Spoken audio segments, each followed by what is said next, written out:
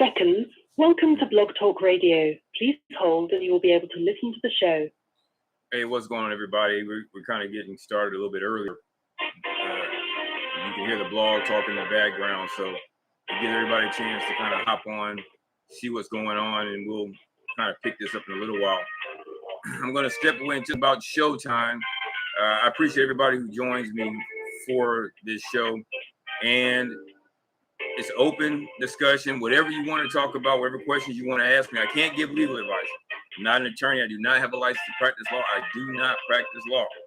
What I do is share with you my experiences, and we'll even show you the results. I'm sorry about that noise, but I'm looking very forward to this show. And I wasn't going to do it today because I have so much other stuff to do, and I'll cover more of it when we go live. Particularly, I get an email from one of the defendants in my federal case. The attorney is seeking an extension of time. Of course, I'm going to grant the extension of time. It's not a big deal. It seems to be the way they take care of most businesses when it comes to when you deal with another party's attorney. So at any rate, hopefully everybody that comes on in, you'll be able to hear me. I hope everybody can hear me on the live. And again, I look really forward to it. I'm going to mute out for a couple of minutes before we get started. In fact, I want to also, I'll make this a little bit smaller so everybody can see me. I'm going to put the links into the chat room for anybody who wants to join the live streams. And I do these live streams on Zoom because it gives everybody or anyone who may have any questions an opportunity to take a look at whatever I'm discussing. And if you have any questions about anything you see, you can again email me or text me, chat, whatever this is. I'm new to all this stuff.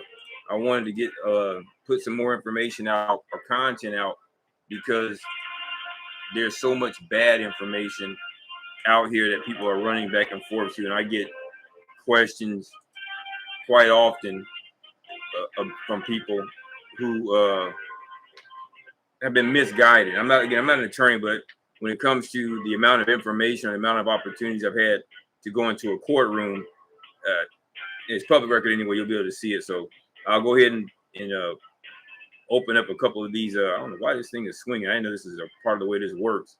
Like my screen is moving from left to right, right to left. But anyway, we'll get a chance to check out some of this stuff. We have a couple minutes before the show starts.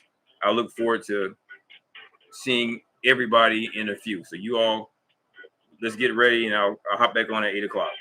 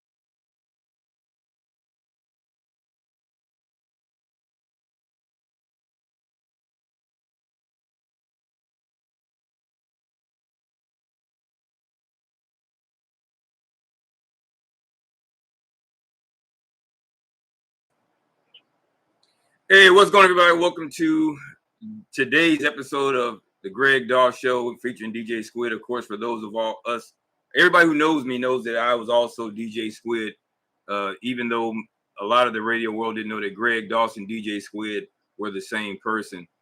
You probably will get less of the Squid voice. You probably get a little bit more of me in my natural voice as I discuss some very serious topics. Potentially separate serious topics to some people, probably more serious to me because I'm actively involved in litigation. The call-in number for the show is 319-527-6090.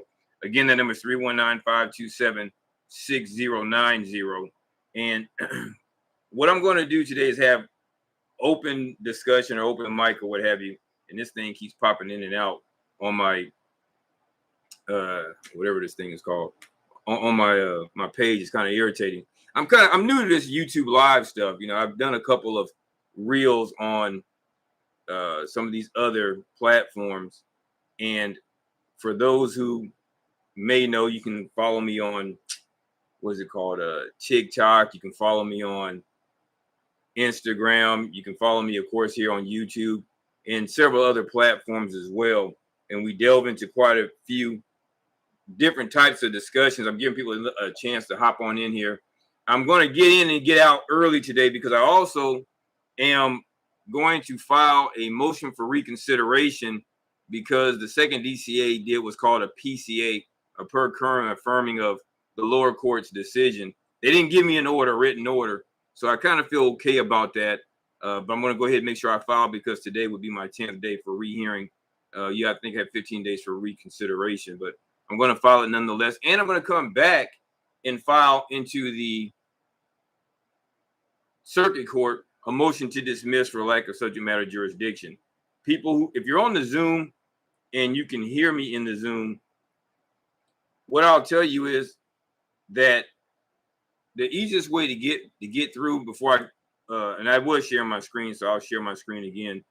But the easiest way to get through is to call 319-527-6090, and you can hear me simulcasted on Blog Talk Radio as we come in here. And as always, if you want to talk on the show, even though you call the 319-527-6090 number, you still have to press the number 1 so that I know you're ready to speak. I see one of our regular participants is available right now. And if he wants to speak, Will, if you're ready, press the number 1 so you can give everybody your introduction and who you are, how often you've helped people with credit repair, and give everybody and tell everybody you've been around for 20 some odd years and what have you. And here he is, true to form. Will, what's going on? Welcome to the Greg Dawes Show. Tell everybody who you are and what you do. Okay. Yeah. Thanks for having me on the show. This is William Kimba Crowley. A lot of people know me as Kimba because I come from I used to be affiliated with the WHO movement for over probably about 20 years. The WHO movement, for those of you who are in the know, is that the core group of the African People's Socialist Party, and the mass movement is the WHO movement. But I was a member of that for 20 years. I do say I was. I'm no longer a member. And I have graduated, or I guess you want to say gravitated towards a different mindset based on my practical application of the theory that we learned. Greg sent me an interesting piece last week about this gentleman who plays the piano, and then someone who read a book on, I guess, playing the piano. I'm kind of paraphrasing here, but essentially he was saying that practical application, theory is one thing, practical application endorses or destroys that theory. So I would strongly tell people out there that are looking at theory, reading books, and etc. And I read a lot of books, but I don't just read. I participate in practical application. So always test your own theory. You can be your best and self-critic whenever you're getting involved in any type of endeavors in life. But nevertheless, I'm William Kimba Crowley. I have a credit restoration business. I know I kind of said that I was involved with the WHO movement, but I've been involved with a lot of different movements, not just the WHO movement. over the last 20 years, and I kind of got into this business during the movement back in the late 90s, and we started helping people with their credit. Then I kind of went into taxes and then to the UCC and discharging of debt. So I know a lot of aspects of the credit industry and the financial industry, and I help people go above and beyond just the credit industry. So we show people not only how to remove negative information from their credit report, but we show help them to understand how debt really works, and specifically the Uniform Commercial Code negotiable instrument section, if you want to understand what debt are you really liable for. So, for instance, on your credit report, there's charge-off account. I tell people never ever pay a charged-off account, but never ignore the collector. What happens there is the original creditor charges the debt off, then the collector when the original creditor charges off. Let me digress here. When the original creditor charges the debt off, it releases all parties of any financial obligations to that debt.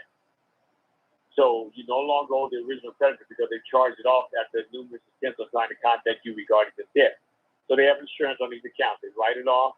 Then the collectors buy the debt, and they try to entice you into paying the debt through what they call send out a collection letter, or they use threatening calls and things of that nature. The real problem in this whole culprit is the consumer, because the consumer keeps falling for this nonsense. And that's the only person I really blame is the consumer. Okay, I don't have no mercy on the consumer if you're going to go out there and play in the world of money and not know the game. Okay, the collectors send you a letter, and they give you an option whether you want to pay the debt or dispute the validity thereof. I tell people to exercise the latter option of disputing the validity thereof, because that's why they're putting that in there, because they can't just demand the debt. They know that you really don't owe the debt either. So that's why they have to give you an option when they send that documentation out that you have either you can either dispute the validity thereof or pay the debt. If you want to know more about my services, look at my website. That's nationalcreditrestored.com, nationalcreditrestored.com, and my phone number, which has been the same since 1998 when I started this business, and that is 727-798-3092, 727-798-3092. Now I don't have privy or access to this call, so I don't know who's on, but I've invited some guests on tonight. Hopefully they on. And I have an insurance guy. If Jay Herring is on, I'd like for him to introduce himself sometime throughout the call and let people know what he's doing through his approach with the insurance, and specifically the Black community, on how we can deal with some of the financial issues in our community just through insurance alone. Exactly, and I'm glad he's there, and tell him if he wants to. If they want to contact me, those who have the number, we'll give them my actual cell phone number, which is not a secret. 813-570-9617. You can text me. I see people in the chat room. I mean, on the screen. So I'm looking at one screen where I'm actually showing people are just seeing a smaller version of me on the YouTube live, as well as my screen. So if you have questions or things that you want me to discuss, you can call 319-527-6090. I can discuss it here. I can open up and show you, because this is about, and this is actually against everything that Will stands for. It's me giving away information.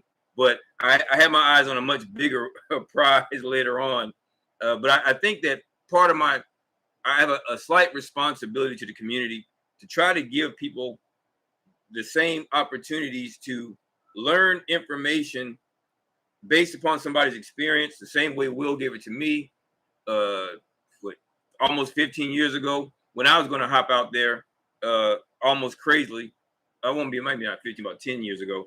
Almost crazily, just running behind what I was hearing people say. And Will, without even knowing me very well, pulled me to the side. He said, listen, man, if you want any of this information, here it is. This is what goes on. I've been through this. What did you used to call people, Will, the Johnny come latelys or whatever? Yeah, I had my phone muted. Yeah, I call it Johnny come lately, because that's what happens in our community. We get people find out about something and they think that they're the only ones that ever knew about this, and then we come on like we're the ultimate expert, and that we have the only solution, and that's total nonsense. The stuff that I've been doing, hardly no Black folks were even around when I was doing it in the late 90s, early 2000s, and that wasn't that long long ago, but weren't a lot of black folks weren't even involved in it. Now, in the last 10 years or 7 or 8 years, I guess everybody's surfaced now, and they claim that they're the experts and they have the end-all plan. Or a new way of doing the old thing. No, Will, don't forget, Will, the new way of doing something that was done a long time ago. Oh, yeah. That's the part that I think really aggravates me the most, is people who are coming in with, well, do you know about this? No, I don't, but I do know one thing. If somebody's done something, there's no problem with showing you, because even if they show you, it doesn't mean you know how they did it. But I think that we get a lot farther by being transparent. Wins, losses, ties, draws, whatever you want to call them. Again, I'm extremely frustrated by what happened with me on May the 9th. And I appreciate the brother Matiznot for coming and supporting me, as well as Life. And I believe another brother from the Uhuru movement. I'm not a member, present, past, but I support anybody who believes in standing up for the rights that are so secured, at least in theory, by the Constitution of the United States. I'm speaking also as a veteran of the United States military. I had and I thank you, Will, for introducing me to Ellsworth, or Tony Williams, for Veterans Counseling Veterans. I went out today to the 100-year commemoration of the Black veterans, or actually it's called the Negro Veterans Cemetery here in Tampa, Florida, which I knew nothing about. There's some 800 veterans, Black veterans, who served this country in conflict, to include World War I, II. They say maybe some that might have been there from the Civil War, who are buried there. Many have unmarked graves, which is an absolute travesty. It was sold recently, and then the city bought it back for, I believe it was like $100,000, Will. But I really appreciate you for introducing me to the gentleman who, Tony, who came on last week and told me about it. So I showed up there. There's a great turnout, considering that it was Tuesday at 11 o'clock a.m., the day after Memorial Day. And actually happened to see the mayor and some other distinguished guests, some local politicians and what have you. And one of the things that even she said is we have to be willing to participate in the process. I know a lot of people may have a negative view of voting. I'm an advocate for voting because people die so that I would vote. Even if I go in there just to vote for me, I'm going to make sure I show up.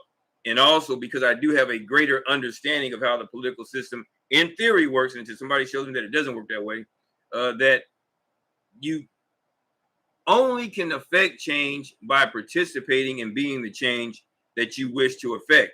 Now, if you're on the Zoom, you probably can't hear me. I'm not even sure if you can hear me on the Zoom because I'm not, the Zoom mic isn't open, I don't believe. But if you want to listen, again, call the show 319-527-6090. If you want to send me a message on Zoom, I will see that. If there's something that you may want me to show you on my screen or a situation you may want to go over, I'm more than willing to do that because each one teach one. Your favorite thing from the Hosea 4 and 6 is what, Will? I don't know if he's there. My people are destroyed by the lack of knowledge. That was from the Essene, because there was a split in the movement. So that was from the Essene movement that focused on knowledge as opposed to faith. Paul is the one that corrupted the religion of Christianity with that whole idea of faith. So that was the Essene movement that brought that knowledge, the knowledge aspect into play. So my people are destroyed by the lack of knowledge, and I agree with that 100%. And I just put the number into the chat for the call-in show. Make sure you press the number 1 if you want to speak. And it says, why? Because you reject knowledge, he shall also reject thee. And again, what I've learned, is, in particular the last couple of weeks, a lot more, actually more than the last couple of weeks, is you can waive affirmative defenses and potentially claims by playing around and doing things that are outside of what is understood to be law. I don't want, because otherwise we will spiral out into some discussions that's not going to benefit anybody, particularly people who may be under a deadline for getting some things done. So I do this quite often. And I have several cases going on now. In fact, we can go into Pacer and you can see where I am. I'm still, Greg, yes, sir. I'm sorry. Can you see the queue? Because there's people telling me that they got their hands up. I didn't know if you said you couldn't see it or something. Well, I see everybody in the queue. I see one hand up. I'm going to come to him. I think that's Bay. I see you, Okay. 1018. I see you. And I'm going to come to you. Okay, sir. And in fact, if it maybe it's pressing because he did reach out to Will. Mr. Bay, how you doing? Islam. And hey, by the way, can anybody who's watching me on YouTube see me? Everybody can see me, correct? Yeah. I'm going to go to YouTube right now, Greg, and check it out in just a minute. Let me just hear what Regina say. I'm gonna pop it in just a minute. Okay. Yes, sir. You're on, Mr. Bay. Yes, thank you for having me on the show. For the viewing audience, I am Razeen Amaru Solomon Bay, the Wazir Al Rais, also known as Prime Minister of EO, Ile, Amaru, a New Andalusian State Republic, based in the Florida Territory, in this land known as Morocco, Al Maghreb Al Aqsa, which most people call America or North America today. I do a lot of community service at the Mosque in NAPSC as well. This summer we have a summer youth program for Black youth ages 9 to 15. We're going to talk about conflict resolution, peer pressure, knowledge of self, and the event starts June the 6th, and it'll be held on Tuesdays and Thursdays up until July 27th from 11 to 1. So it's free admission for anybody who has youth around the Tampa Bay area. You come in. Also, we have a pre-Juneteenth event. We'll be showing a documentary on a Black Wall Street town in Georgia named Oscarville. This town was a prominent Black town. They had their own economy. And the Ku Klux Klan essentially wiped them out, pushed them out of the town, and built a lake over the town.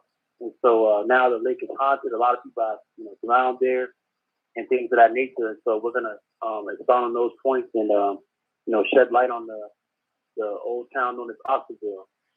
The event is June the 10th at 5:30 p.m. and we hope to see you there. It's free admission. So please, if you have the time, to stop by and come chat with us. We'll have a panel discussion afterwards. So again, thank you for having me on the show, Mr. Doss, and I hope to see you there. Did you say the address? I didn't get it. Oh, pardon me. The address is 905 East Skagway Avenue, Skagway. So 905 East Skagway Avenue, Tampa, Florida, off the corner of Nebraska and Bush. By the way, are you going to have that event simulcast or broadcast either through Zoom or not Zoom? Well, actually, any platform. Are you going to be on any other platforms, or is it only viewable live? So we can actually set up a YouTube live from the Masjid Anasa YouTube page, as well as a Facebook live as the Masjid Anasa Facebook page as well. So we'll have that, for the viewing audience that can't make it, we'll have that available as well. Hold on 1 second. Bear with me. Let me go and quiet. Am I hearing something? Okay. I don't know if that's Will or Babe. Okay, I appreciate it. Is that all that you had for us? Other than is that, or did you have a question, Mr. Bay? No questions at this time. Hey, I appreciate you, man. Thanks for dropping by. And anybody else, particularly if you're involved in community activism or what have you, make sure you reach out to us. We're always about doing things that help the people. So I see more and more hopping into the chat room. And also, I didn't even realize until I just looked at there that Cerebral Thoughts has popped in here. So let me go ahead and give him an opportunity to say what's going on. CT, what's going on? Welcome to the show. I'm sorry, I was looking around. Hey, what's going on? Yeah, you know how we do it here. Day in, day out. I don't know if you want to promote what you do in your spare time when you're not helping me, whether it's with studying or just giving some insight. You can tell everybody what you do, but I always appreciate you for showing up these Tuesday and Thursday nights. Oh yeah, well mainly I'm just a student of your laws, the laws, whether they be universal or statute or case law, just a student, student of life, studying, Also, I do a little music here and there, as far as making tracks and whatnot, or a little bit of engineering and whatnot, and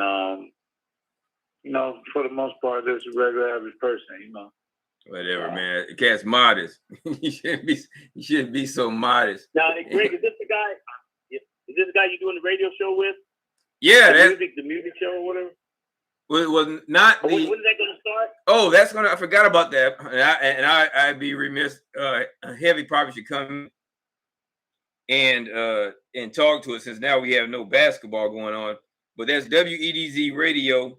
We should be launching, I believe, on July 1st is when everything should be up and going. We have a lot of the stuff done. I'm going to ask him to call in and give a plug to the show. But or to what we're going to be doing. We have sponsorships. You can buy the sponsorships. He'll probably go over that. I'm going to have him call in and say, I'm going to send him this message. I'm going to tell you, your son texted me. I told him I wasn't going to do a show. And then I was told, just do something. I said, okay, I'm going to pop on in here. So I kind of threw this together because I was going to work on some of these briefs that I have deadlines for, so I can get them out tonight. And so I didn't really set up a whole lot. That's why I decided we'll just do an open discussion, an open forum. So there's anything anybody wants to ask me about, and I'll give you the best answer that I can.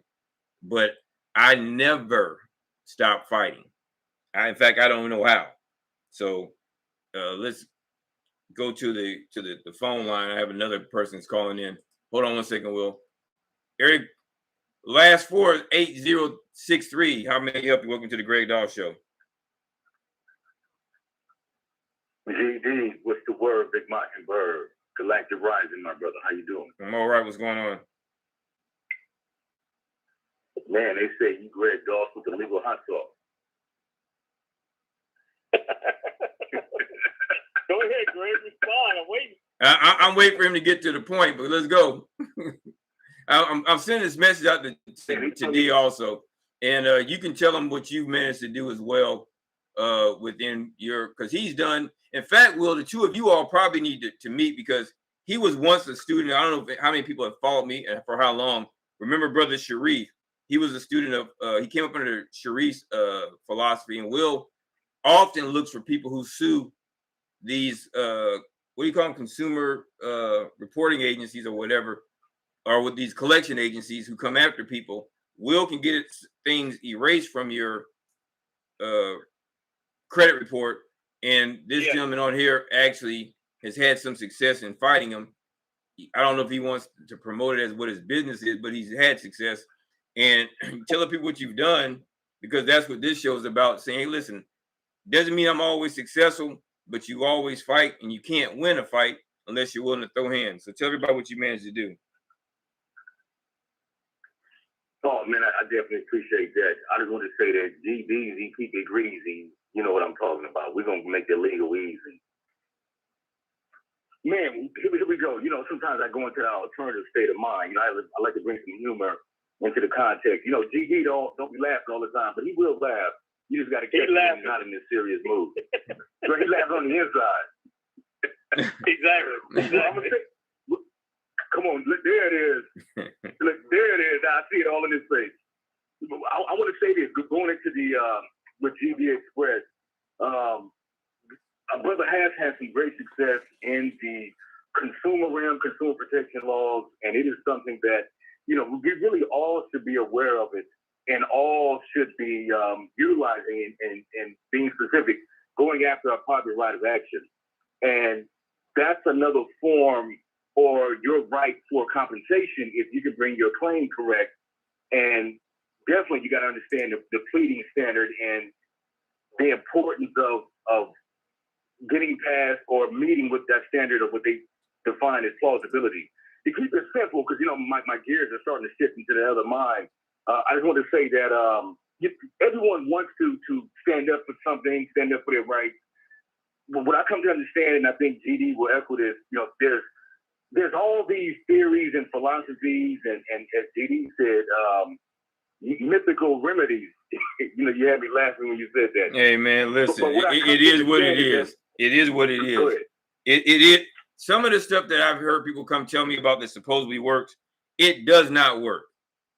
And if it works, make me a believer. Just prove me wrong, like the show I used to do years ago with Sean 2B McDowell. Show me, because you've had something recently where you've heard how the judges come back. This notion that you're not going to get resistance, and as much as I would like to see Will get his ass whipped, the one thing I appreciate him for is telling me, Greg, if you think you're not going to get resistance, I forgot how he said it, I'm paraphrasing it. He essentially told me you're out of your mind. And I've been doing this now since you know me, Will, every year, and even USG every year, and Colin as well. I've had some kind of instant issue within the court system. And I don't know of any issue or thing that may have popped up that I was able to win without throwing hands. Does anybody disagree who's followed me for this long? I mean, I faced jail time and prison time.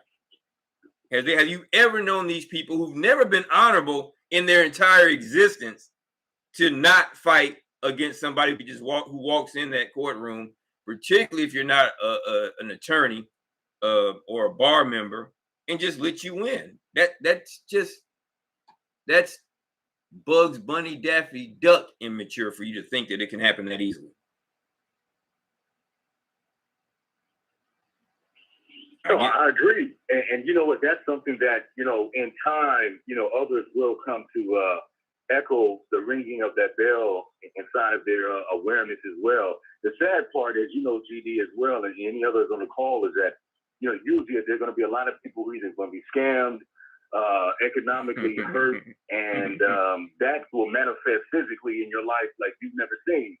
And it's one thing to to think you're going to force someone to do something, with paperwork that, again, where in the law does it back or guarantee, again, your private right or action to bring it? Right. And my thing is, I'm not leaving nothing on the table. So my thing is, a lot of us are leaving.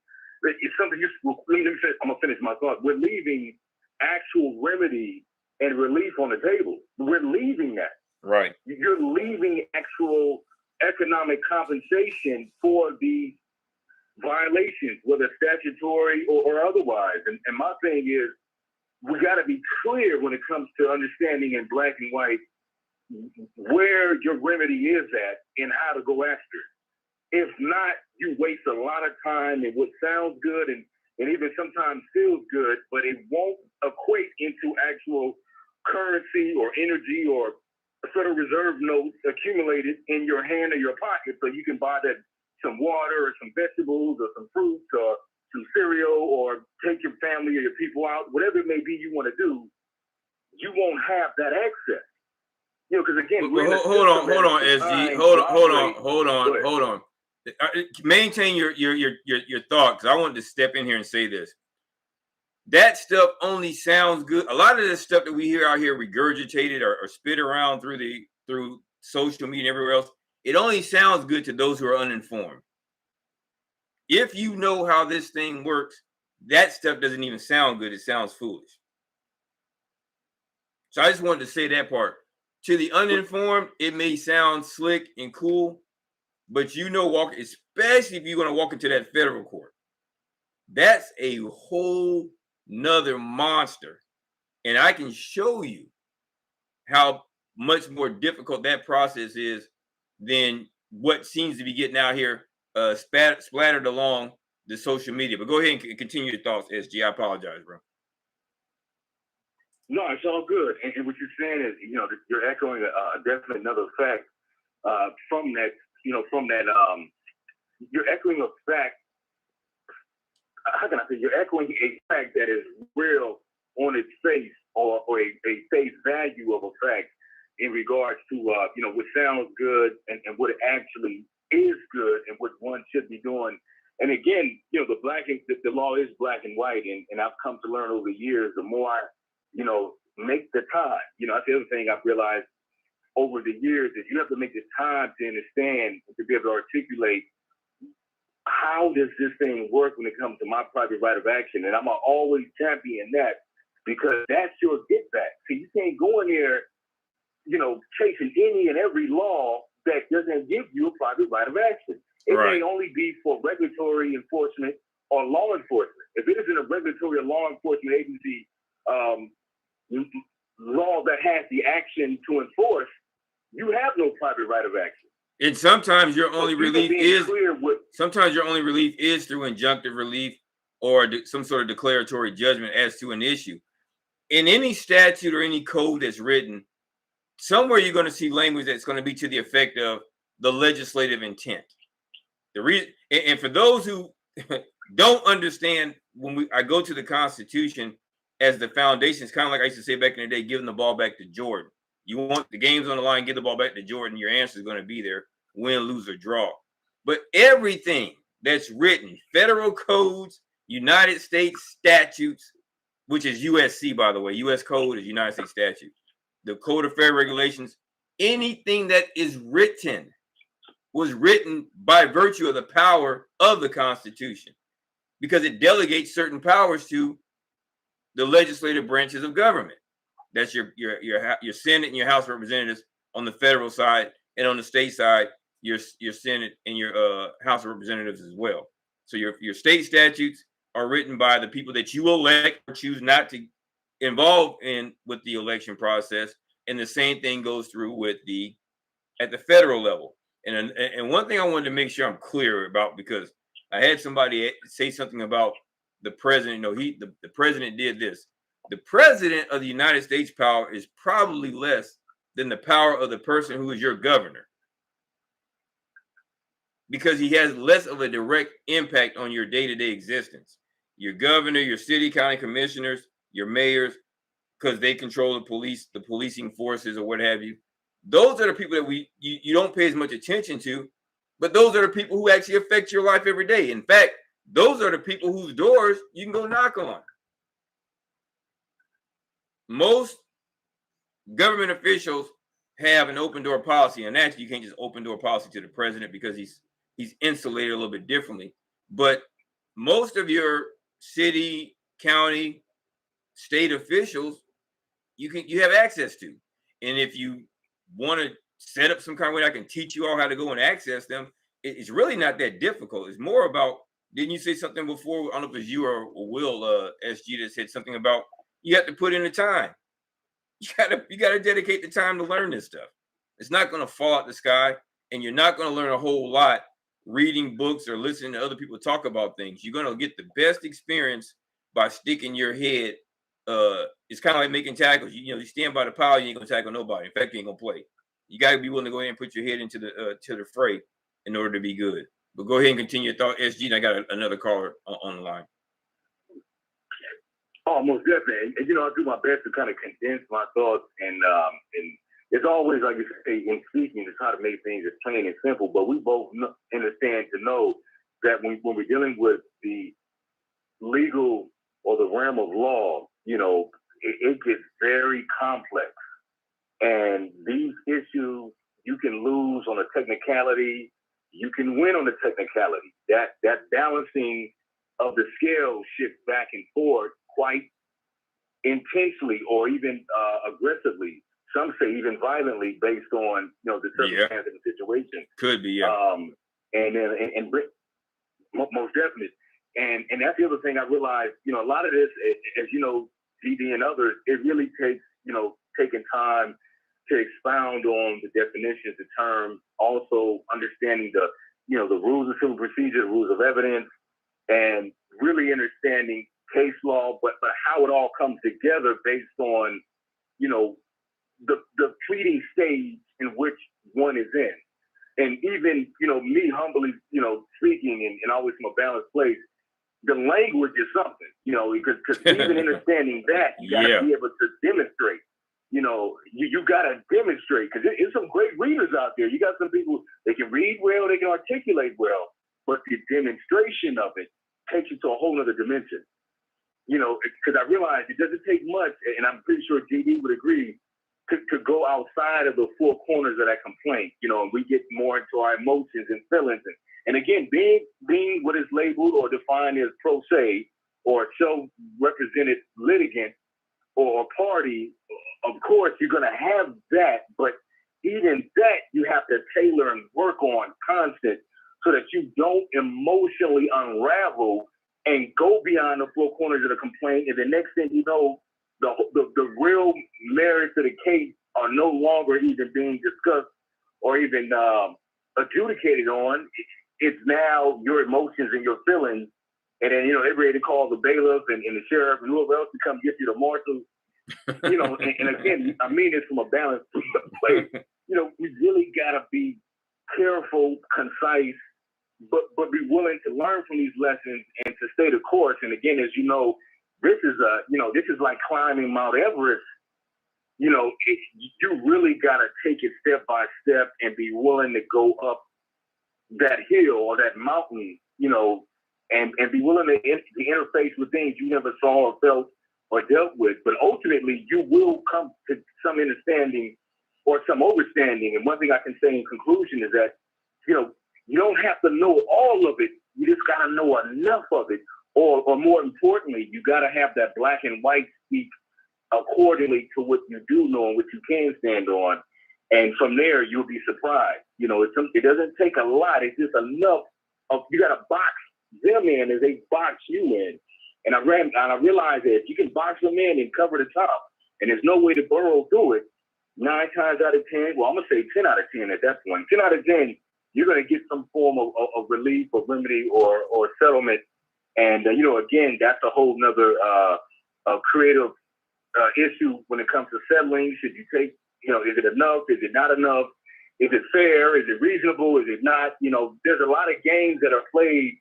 You know, again, me speaking on my own experiences from I've dealt with attorneys from my own experience. A lot of games that are played, you know, with regard to settlement, with regard to the rules. Like, they don't mind bending and breaking the rules because the level in which they're held accountable, it takes a certain amount of how can I say this?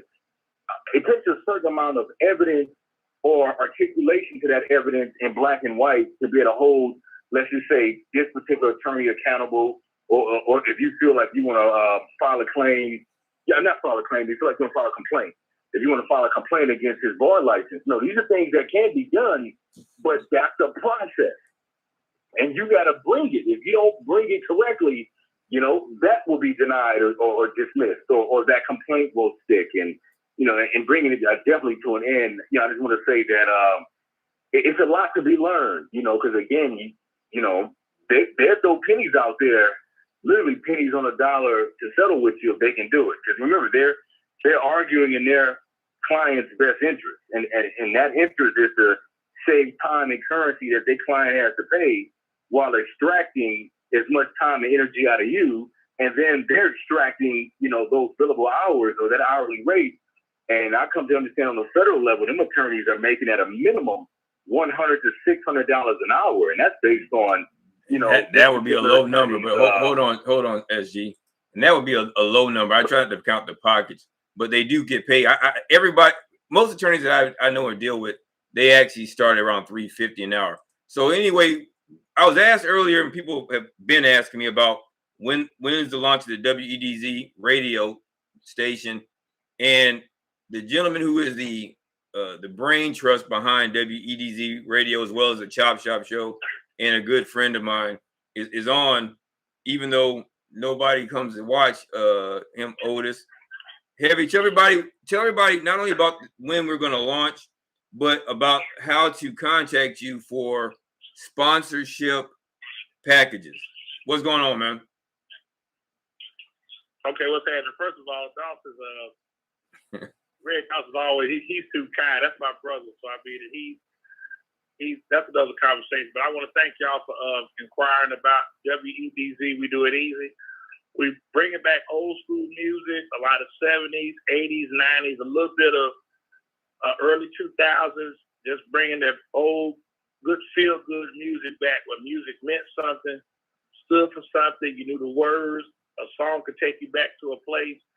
And I think that's what we got to get back to for our community, is just having that music to uplift you, empower you, and make you feel good about what you're doing in life. So you can reach out. My name is Daryl Newton on Facebook, DARYL, NEWTON. Just inbox me and ask me to send you the link. We're still uploading music right now. We probably got about, say, 700 songs on there. But we've got a lot of good stuff coming. So July 1st is our launch date. So we actually have the app. We're getting it completed for Apple. The Android app is available, but I'm still waiting on Apple. So once we get that completed, we'll be ready to go ahead and move forward. So anybody with questions, comments, feel free to give them to me now if you can. Well, that ain't gonna happen, but they have your information. Okay. So they can contact you. And by the way, you could always attempt to contact me also at the GDNAPSC SHOW GDNAPSC show at Gmail, or you can always contact me, of course, through GregDoss.com until this thing ports over and becomes GDNAPSC.com. But you can contact me. Everybody knows I don't hide. Area code 813-570-9617, 813-570-9617. Any questions that you may have regarding how we do it easy on the radio, as well as Chop Shop, which we come back next Monday at 6:30, right, Heavy? That'd be correct. We got Jason Glenn coming on. We highlighting father and sons for the month of June. So we got Jason Glenn, who's over in Empowered Minds. They do a lot of good things in the community. And his younger son, Jason Jr., is a upcoming sophomore at Florida A&M. He has a page going right now where he follows the athletic teams and does a lot of reporting with them. So should be a good show to have him come on and just get back to what we enjoy doing, fellowshipping, and most important, trying to make a difference. Hey, absolutely. I appreciate you for stopping by, and we'll see you in a couple of days. No doubt. Look forward to it. Just give me a call when you get off. All right. Appreciate you, D. Thanks a lot, people. All right. No doubt. So here we go, people. 319-527-6090, 319-527-6090. Welcome to the... I just brought somebody. Is that you, Savion?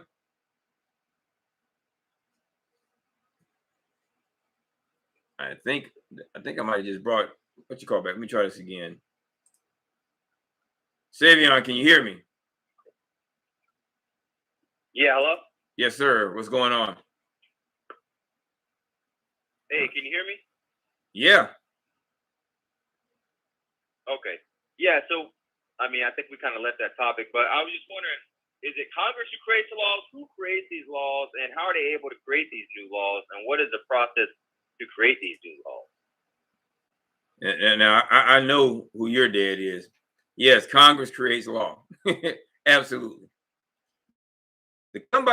Now, there's a process. Congress committee, they get together, talk about what they want to pass. It's a law, something is presented, a particular bill or enacted legislation is presented. It goes into committee. From the committee, they vote on whether or not the law is going to come out of the committee. They make the changes to the law, what have you. From there, it comes back out, and then it's voted on. And I'm giving you the condensed version. It's voted on by Congress. It goes if it passes the Congress, goes from the Congress to the Senate. The Senate passes it, goes to the president. He can sign it. The president does not make laws. Now, he does have the power to issue what's called an executive order. However, if he issues an executive order that's in contravention to the Constitution or some other well-established law, that order can either, one, be overridden by Congress, or the Supreme Court can strike it down. Even Congress can't really pass laws that are in contravention to the Constitution. Hey, So, Greg. yes, sir. And that's on a federal level. And what Greg and us are trying to emphasize to people that on the local level, that's where more of the power lies. You want to say something on that, Greg? Or well, the process is exactly the same, though. It's exactly the same process. You're just dealing with a different branch of your own government. Yeah, but right. Most people just focus on the federal level, though, and they don't. Well, they focus on the president. They focus on the president. Will, let's just say what it is. They focus on the president, not understanding his power is so very limited. He's more of a figurehead, really. Your senators who have 6-year terms, your people in the House of Representatives that have terms every 2 years, those are the ones who make things happen. Those are the ones that you should be focused on, particularly your Senate, because that's where your judges, your federal judges, get confirmed. So when people are crying about why won't the president do something about police brutality, he doesn't have the power. That's why. But who does? Well, what it will just say, your local politicians do. Your governor definitely does. And when I say local, not just your city and county. Your city and county as far as policy, but as far as the law, just like I told people in Florida, Florida has a way to pierce qualified immunity. You have to show malice. And that's 768.2898, which is also the notice you want to give. Well, actually 768.28. But the 9A is where the malice in the qualified immunity part comes in. But you have to want to be involved. Nobody is going to look out for you because it's going to make them feel good. It just doesn't work that way. And sitting around complaining and wanting somebody to do something for you or saying you're not going to vote unless they do something is the most ridiculous thing I've ever heard anybody say. Well, I'm not going to do this until you do this. Oh, shit, they're going to do it anyway. The people who are against you categorically don't want you voting. They don't want you participating. And anybody out here who tells you that you're going to get something without participating in the process, you might want to look at them a little cross-eyed, bro. You never. What's Tony saying? Because he's not on tonight, Will, about you waving a flag, waving paper or something like that. Yeah, you've never seen a revolution or a change happen through just waving paperwork. Active participation, or is. Yeah, you're not going to get. In other words, you're not going to get something for nothing. What was it? Billy Preston, nothing from nothing leaves nothing. So as long as you keep doing nothing, expect to get nothing. Period. 319-527-6090 if you want to. And by the way, Savion, did I answer your question or did you have another question? I think he dropped off on me. No, that's good. Okay. That's good. No problem. Anything else anybody wants to know? And I'm going to tell you something. I'm a believer in public education. I really am. And it sounds probably funny coming from me. I'm the product of public education. But more importantly than what I got from the quote unquote education system is the demands that were placed upon me by my parents. And this is something that Will is about. Stop sending your kids to institutions of learning as if the person there owes your child more than you owe your child. I'm a firm believer, big dummies create little dummies. So if you want to change it, you have to be a part of that process. Now, do the schools have responsibilities? Absolutely. But if you send them there with a good product, and there's an expectation, and the expectation permeated most of the people there, you would get better outcomes. We did better as a community when we weren't necessarily integrated. But I think more so than the integration, which I think me and Will may disagree, I don't think it was the integration that hurt us as much as the breakup of the nuclear family and the shattering of social standards or community standards. Our community standards at one time, Will, were very, very high, correct? You couldn't just go to school and act a fool. Certain things just were not going to be tolerated. You don't have to believe us. Yeah. Go ahead. You don't have to even believe us. I mean, I went back. I just want to say this, Greg. So go back and talk to some of these people over 60, over 70, rather over 70, because I went and talked to a lot of them just from my hometown. And they said that listen, we had a lot more of a principled behavior before we were integrated. I'm not saying that integration killed us, but we let it kill us, if anything. But we were definitely more united and more successful from an integrated standpoint. We let integration interfere with our progress when we shouldn't have. You know, not only your progress, your principle, and our principles, Will. And we let this interfere with our principles. Yeah. And just talk, but I tell people, just go and talk to people over 75, 80. I mean, well, a lot of them aren't around, but if you get a chance to talk to them over 75, they'll be able to tell you, listen, things were different then. And we destroyed, I say now that we were the ones that destroyed our own advantages. We destroyed it. Absolutely. We didn't, yeah. And really, Which was really frustrating to me is the amount of vitriol that we have no problem sharing or exacting against people in our own community, but you have very limited vitriol toward the ones who actually are willing to stand on your throat. And candidly, that's on us. I don't like to use the C word that Will uses a lot, and not the one that Tucker Carlson is supposed to use. But I think fear is one thing. The word that Will uses means it's not just that you fear. That goes to who I think that word you use, Will, is more of a that's a character word. The fact that you don't want to go and face anybody because you just are either innately afraid of them, or you just know that stuff doesn't work. It's really that simple. And I'll stand by it, because everybody and anybody can sit here and talk about what they do and how they do it, or what they're willing to do. But until you go out there and you stick your head out there and let somebody with the power to hurt you get involved, you're really just running your mouth. You have anything on that right there, Will? And by the way, if you want to comment, press number 1.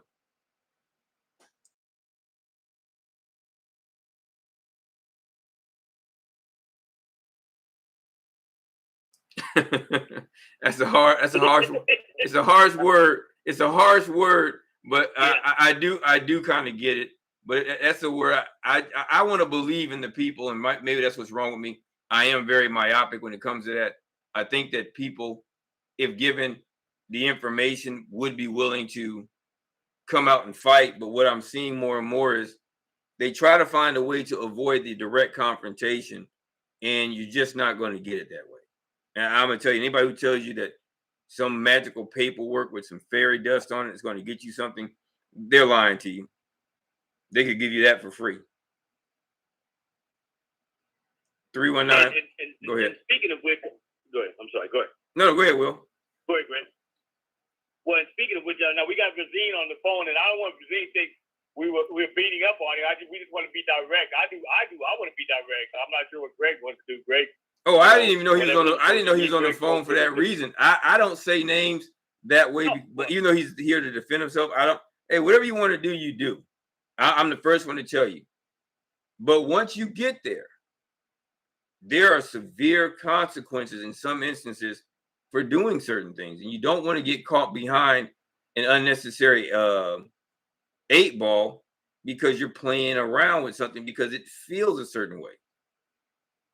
I'm going to say this right here, and even for the people out there on YouTube, because I'm pretty sure it may even pop up even later on, but I do mean this. I have a saying that you can't nigger your way through the system because the system is nigger proof and niggas are the proof. All right? It just doesn't work that way. That's the first time I heard you say that. Well, normally I say it just is what it is. We're out here playing games with something that is very serious. Litigation is very serious. Trust me. I wish I had attorneys that would be willing to help me with my cases. I can show you what, in fact, today, for those who don't know, my cases, and I'm gonna go to the Zoom and share the screen. My federal case involves, it's not a secret, I sued several people to include a former judge, but I didn't sue the judge. I sued the individual who happens to have a job as a judge, but I sued him in his personal capacity. Today in SG, you'll find this funny. The attorney for the state, who I don't think should be representing him, asked me to grant them an extension of time from him answering, my request for interrogatories, my request for admissions, and my request for production. I say no problem, because they're waiting for the federal court to rule on their motions to dismiss, to which I filed motions in opposition. They didn't file a motion in response to my motion in opposition. I don't know what to think, but I did file a pretty voluminous, what do you call it? I filed a pretty voluminous, dang, I can't come to the word, a voluminous pleading. So I know the courts have a lot to go through, and what I'll do is, and as you look at my screen, and it's a little bit slow, everybody who's in the Zoom can now see my screen, and the Zoom link is in the YouTube chat room. My Zoom link is also on my Facebook page, but you can see it right there, big as day. This is where I am right now, and I'm 91 entries in, and I've been waiting since January for the court to rule. But you can come up here and see the case management is an approved case management scheduling order, which I'll click for you right here, big as day. No, let me go ahead and sign back in. I apologize. So give me a second, but you're watching me go through this whole process. And thank goodness nobody can see the password, but I wait a minute, I know better than that.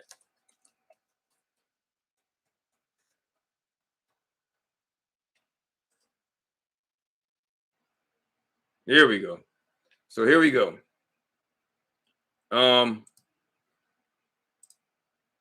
And he's actually in here. And again, if you don't press the number 1, I won't know that you want to speak. And I appreciate everybody who happens to be here on this show. But SG, you're there, right? SG, that's you inside the that I just showed inside the Zoom call, correct? It's me and Uncle Bubba. So right there, as he's on the wrong side of the team, but you see right there. Are you looking at the screen? The Zoom screen? That's the case, man. Nothing about this is fake. Nothing about this is fake, correct? This looks familiar to you because you've been in the federal court, right? Yes, sir. That is all factual and is all by the Federal Rules of Civil Procedure. And you see right there, the docket sheets, the information for, and we'll all know if you're watching the Zoom link, but anybody looking at the Zoom link, it's clear as day. And I see you 1669. So right here, and I think you had mentioned something about deadlines or something about missing certain things. Didn't you say something about that earlier, SG, about what you learned in your cases? Now, the people who are on the YouTube, you said you may miss something if you miss a rule. Now, those of you on the YouTube live, I haven't figured out how to do the. I don't know how to do the. I haven't figured out how to do the split screen, because I know there's a way I could do it where you can see me on YouTube live and I can make it so that you can see my Zoom. I'll get that figured out later on. But if you want, the Zoom link is inside of the. If you go to my YouTube live, the Zoom link is there. But these deadlines are serious deadlines. Okay, now if you may want to do some other stuff, then what you can do is you could probably petition the court after you ask the other party. And right there, you see where my final pretrial conference is? Tell everybody the date of my final pretrial conference, SG. It's March 19th, 2024, time 1:45 p.m., and that's in front of Judge, is it Charlene Edwards? Honeywell. Honeywell, Yeah. courtroom 13A. And when is my trial? When does my trial term begin? The trial term begins April 1st, 2024. And how long they say this trial is supposed to last us? The estimated length of trial is 7 to 10 days. And this is for me being a pro se litigant. Self-represented, and there's a lot involved in this case. So I'm studying on the run, throwing hands, doing consults with attorneys, continue to reach out to other attorneys to take the case. But if they don't take the case, I have no choice but to do what? Put my time in there to learn this stuff. And I don't, just like what you said earlier today, SG, you don't want to play around with what could be some something that's very detrimental to your case. And I worry about it every day, by the way. Reading up on the rules, knowing the rules. Say what you're gonna say. Oh, no, I apologize for cutting you off. I was gonna say it's real because, like you say, every district or federal court has its local rules, and those local rules are defined for that particular area or district, outside of the universal or national federal rules, which is uniform standard, for all districts. Absolutely. So it's not a joke, and as you can see in my complaint, the first one, but it wasn't until I actually got permission to move forward on my complaint somewhere down here, and they did their motions for to dismiss, and I came right back, and they gave an order. So all this other stuff that's come down here with these motions to dismiss, I came in and filed my motion in opposition, and I'm waiting for the court to rule on those motions to dismiss. But this is the complaint in its last form that we're waiting to see. And anybody who's doing it right now, who's on the Zoom, you can do the same thing. Go and look up the cases. Can I add this, DD? Yes. DD, can I add this? Now, and as you know, there's a different, I like to say, momentum or specific positioning when you're the plaintiff versus the defendant, and when you're bringing a civil action versus a defending in, let's say, a criminal action. Very different.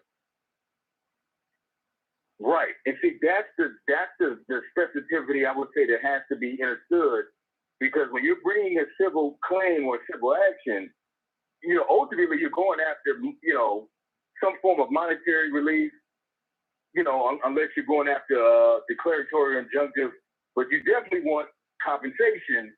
Oh yeah. You're enforcing that private right of action. Yeah, I definitely do. Yeah, absolutely. Yeah.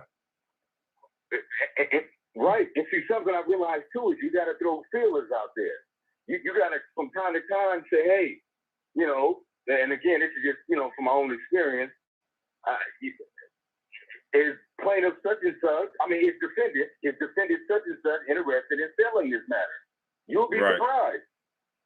Now, remember, whoever the attorney, their client, that attorney has to bring whatever offer you state or make to their client. Right. By right, that's a rule and obligation. Now, they can say, our client is interested in settling, our client, rejects, your offer, but he has to or she has to, by right, take it to their client. And you'll be surprised. You'll be surprised how that could start or spark, maybe one party coming off the case, maybe another party jumping off. And sometimes it starts to fall like dominoes when they start to see other individuals saying, you know what, let me take this short scenic route versus the long route. I think I might hop off of this. Well, there's always going to be a risk. What is it called? There's like a risk management aspect to anything that they do, no matter what, especially when it's a case involving money. And in this instance, I actually went through a trial where I was prosecuted. I won the trial, and I came back and almost let the case go. But then the spirit said, go back and fight it. And I filed almost at the last minute. But then I turned back around and amended the complaint, and this is the fourth one. But as you all can see, this is a 414 total page complaint with exhibits. And if you go back into and looking at this, everything that I've done in here, I went down. Let me go further down. I'll make it a little bit quicker. I attached exhibits that would help the reader of the complaint understand what I'm alluding to in my complaint. And I put all this together. And I'm not an expert. I don't profess to be one. I'm just an expert at what I've done. And I'm still learning. But I would gladly hand this over to somebody who could better negotiate. So anybody know Ben Crump or what's my man, Willie Gary, any of these high-level attorneys or anybody who has any knowledge or any familiarity with any state prosecutors or federal level. All this information is, and you've seen it all, SG. I didn't make up any of this. I just put it together. Yeah, and that's a tall task, Sister. As you know, it's one thing to put it together. Then you have to now take it through the stages of litigation. And that's where the other nuances That's where the nuance comes in. Local rules or federal rules. Because, you know, you got those guys that are, you know, they've gone to school and they've done, you know, maybe 6 to 8 years. It depends on how long it took for them to pass the state bar. But the state, I should say the bar exam, the state bar exam. And then getting admitted to the federal courts, and then being able to get admitted into the federal courts is a tall task in and of itself, from what I've heard. Because the federal courts are no nonsense, right? They're no nonsense. What it's supposed to be, you know, and right, that's, you're right. That's when it comes to, you know, it's supposed to be in regards to the issue of controversy, but let alone the position of the party. But one thing I come to understand is that, you know, you have people who were former attorneys who are now judges, right? Who may have started out in the lower courts, and now they're, you know, dealing with a federal court. You know, of course, all courts are lower to the Supreme Court, but from a point of reference of setting that lower court state to federal, a lower court from state to federal court. So and then you got, you know, again, state appeals and federal appeals.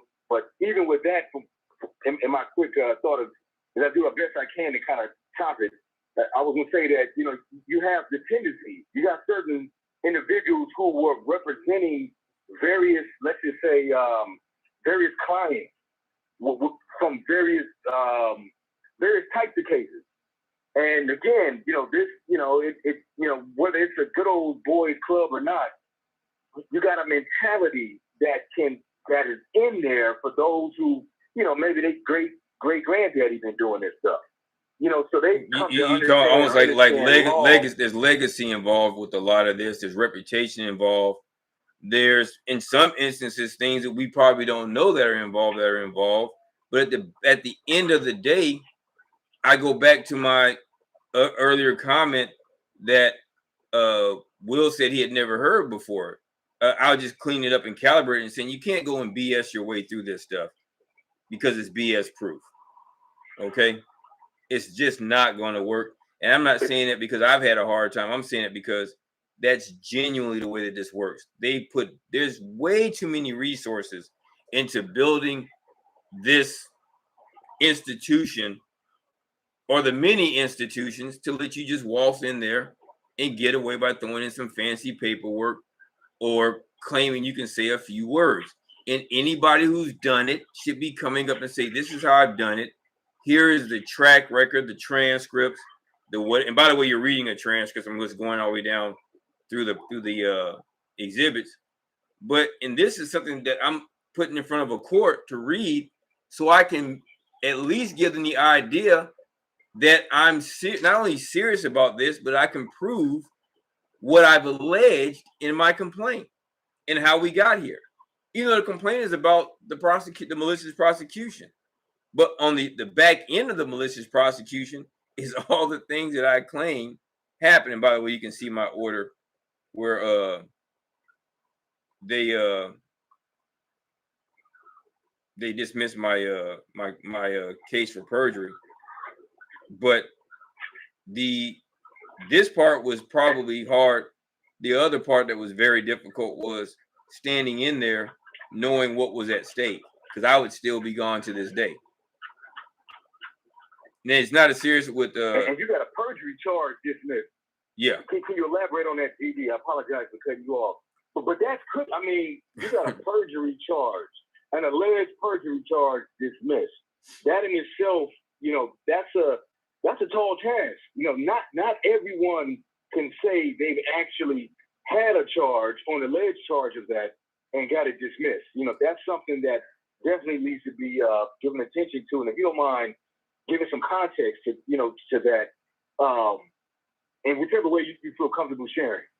Well, it is what it is. It's not like I didn't talk about it before, but 319-527-6090, 319-527-6090 on the Greg Dahl Show. We got about 17 minutes left of a show that I wasn't going to do, but it was not just it was a perjury charge.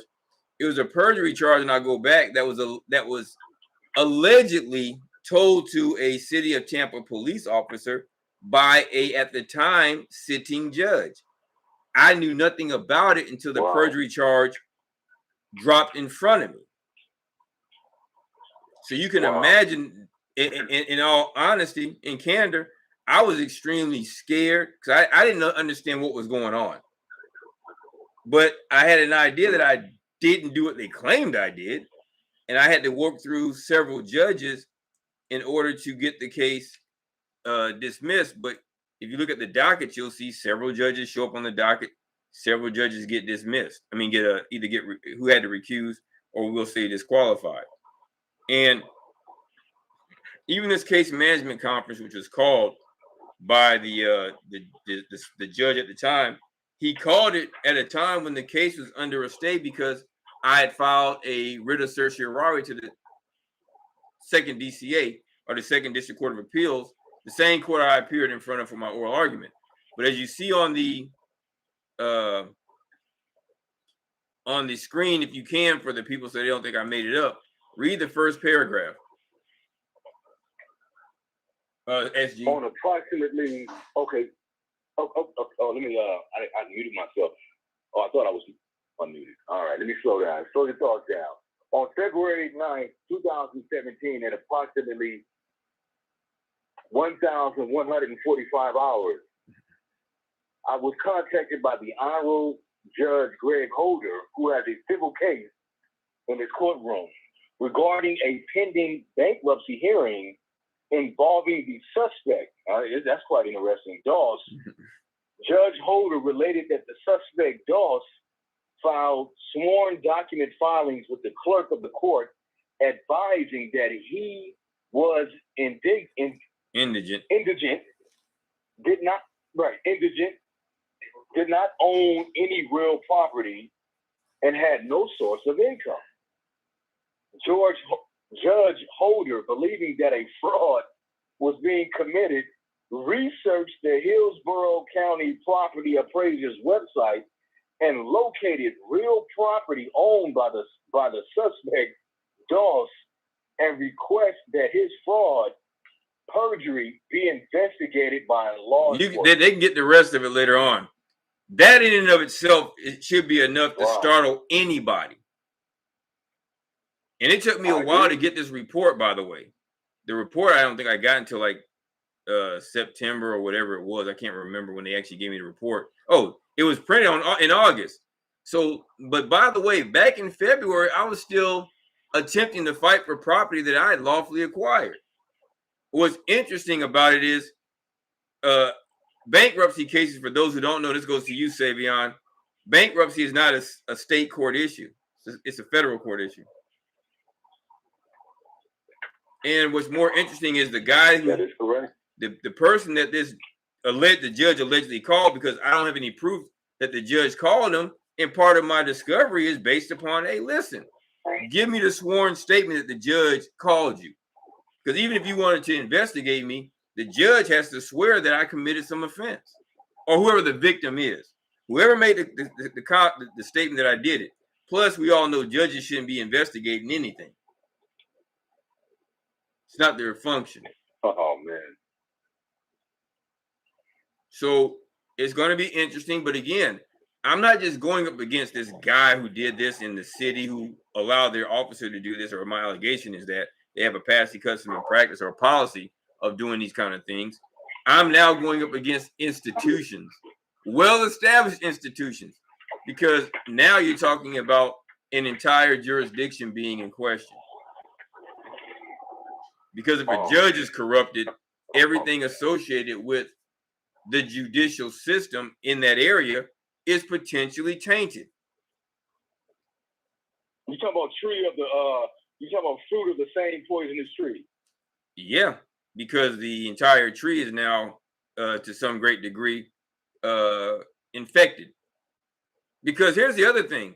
Everybody that I was in front of, every judge that I appeared before, who had an idea that this was going on, had a duty to protect me. Because they have oaths to the Constitution, but there's also the responsibility that a court has for everybody that's in front of them. And also there's ethics, rules of ethics, and we have in Florida judicial canons and what have you. But somebody could have said, hey, this is not cool. Not, let's just keep pushing it forward until somebody, until he either goes to prison or whatever happens.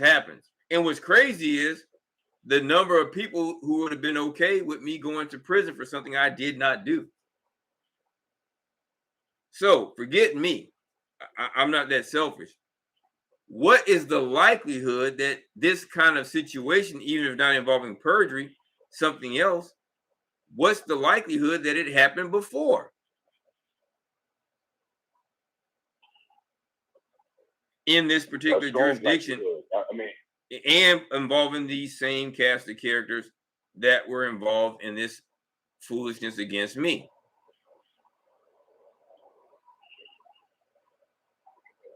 I mean, but think, real quick side note, if you don't mind me jumping in, GD. Think about all the racial profiling and all the stats and quotas that have to be met in regards to tickets or fines, let alone arrests. So, in my balanced opinion, it's nothing new, whether it's something local or on a national scale. If you look at the foundation, see, I'm always go to the foundation as best I understand it, or I can go look it up to read it when it comes to the root of how was this system created? Who created it? Who has gotten the most benefit of it? And how has it evolved over the years? And see, that's where, for me, it becomes not surprising when you have individuals who are in public positions of authority and who breach that authority or who abuse their authority and power. It's not surprising to that level, in my opinion, because they're human. They are human. They're human too, though. But at the end of the day, they're still human. So whatever they have going on, they have going on. Not that I'm giving it as an excuse. I'm just saying they're human. They're people as well. And you just never know what's going on. To this day, only through discovery will I find out what's going on. Now, I have received some discovery. In fact, they gave a bunch of my, and part of my mug shot, they gave a bunch of my mug shots and everything else. So it's not like it's a secret. I've gone through all this stuff. But what they don't say is all these cases ended up without me being convicted. I've been arrested plenty of times. I'm not proud of it, but there was something inside of me that made me want to fight. And this is before I really learned how to fight. And there's people who knew me from my days doing other things. And it was just, and I don't know if they thought that, oh, here you go, the arrest inquiry. I don't know if they thought this right here would intimidate me, but at the end of the day, what I do know is I won. The driving out license cases, the the check cases, they gave me the money back because the bank reversed out the money. And there's people who said I was always more interested in being defensive than offensive. I never filed claims for abusive process, much as prosecution. None of that stuff before. That's me. All these times. Man, there you go. Zoom in on that, my brother. Yeah. And you got this through Discovery. Yeah, they gave this to me. All these right here. On that guy, man. Look. Man, even here. That's hey, a hell of a. That's a hell of a TikTok thumbnail. You got some good thumbnails right there. But these are the tactics that they use. Okay, here we go. Now let's get to the story behind it. I can't. It's all public record anyway, though, so I couldn't hide from it. Okay, this happened. So what? And all of this, guys, is related to my desire to fight child support. I was willing to stand in there and get these arrests, and on the other end of the arrest, I come back and get. I can show you that. I can show you. Well, actually, they didn't give me those. Let's see. Where do I have? No, I don't want the case information. Well, CD, real quick. Some states, the mugshot becomes public record or is free to access, but that's not in all states. Well, what they're supposed to do, or they started doing, was once your case dismissed, they weren't supposed to show it anymore. I just, I don't give a damn. It's what it is. Dang it. Let me pull up some of these things here. I'm trying to find my. Man, I'm about to put that Akon beat to one of your mugshots. Hey, dude, it's there. I'm messing with you. Good. Shoot, man, listen. I would be. It would have been silly for me to think that they almost sounded like Denise Williams. It'd been silly for me to think that they weren't going to try some of these tactics. But this is also what comes from. That's right. This is what also comes from being involved in the system, and they know how to use these manipulative tactics. I'm not worried about it. It happened. Let's go to work. Let's talk about it. Let's talk about the Department of Revenue. That's why I do have the passion to try to help people. Listen, bro, this thing with child support is not easy. There are a lot of things that are tied to you being abused by the Department of Revenue. Correct? I agree. Correct. Everyone, look at all those arrests that are some way tied to that right there. All those arrests are some kind of way are tied to child support. But what they won't show you is that. Let's see, cases closed. Oh, these are my closed cases. They don't show that. Those abusive enforcement actions. Right. They don't show that. They don't show people this when they go here. All these arrests and things are tied to this, but they don't show you that. You see that? They won't show that, right? Yeah. It says file redacted. Look at that. File redacted, termination of child support services. I think they redact them anyway because after so many years or something like that. I don't know because this is an old case. I think it's a 99 case. I don't care. But in 2015, after a lot of fighting, and by the way, I got my ass kicked for a lot of years, right? Yeah, man. I mean, you got a docket history here, my brother. You got some dates. You got some. You going back some. Man, you talking about It's a different case number. Different case number. 24 years. Yeah, see the different case number. Same result. Right. DOR. See the case numbers are right there. Different case number. A lot of years get my ass kicked. See that? And you want to, and people want to see these.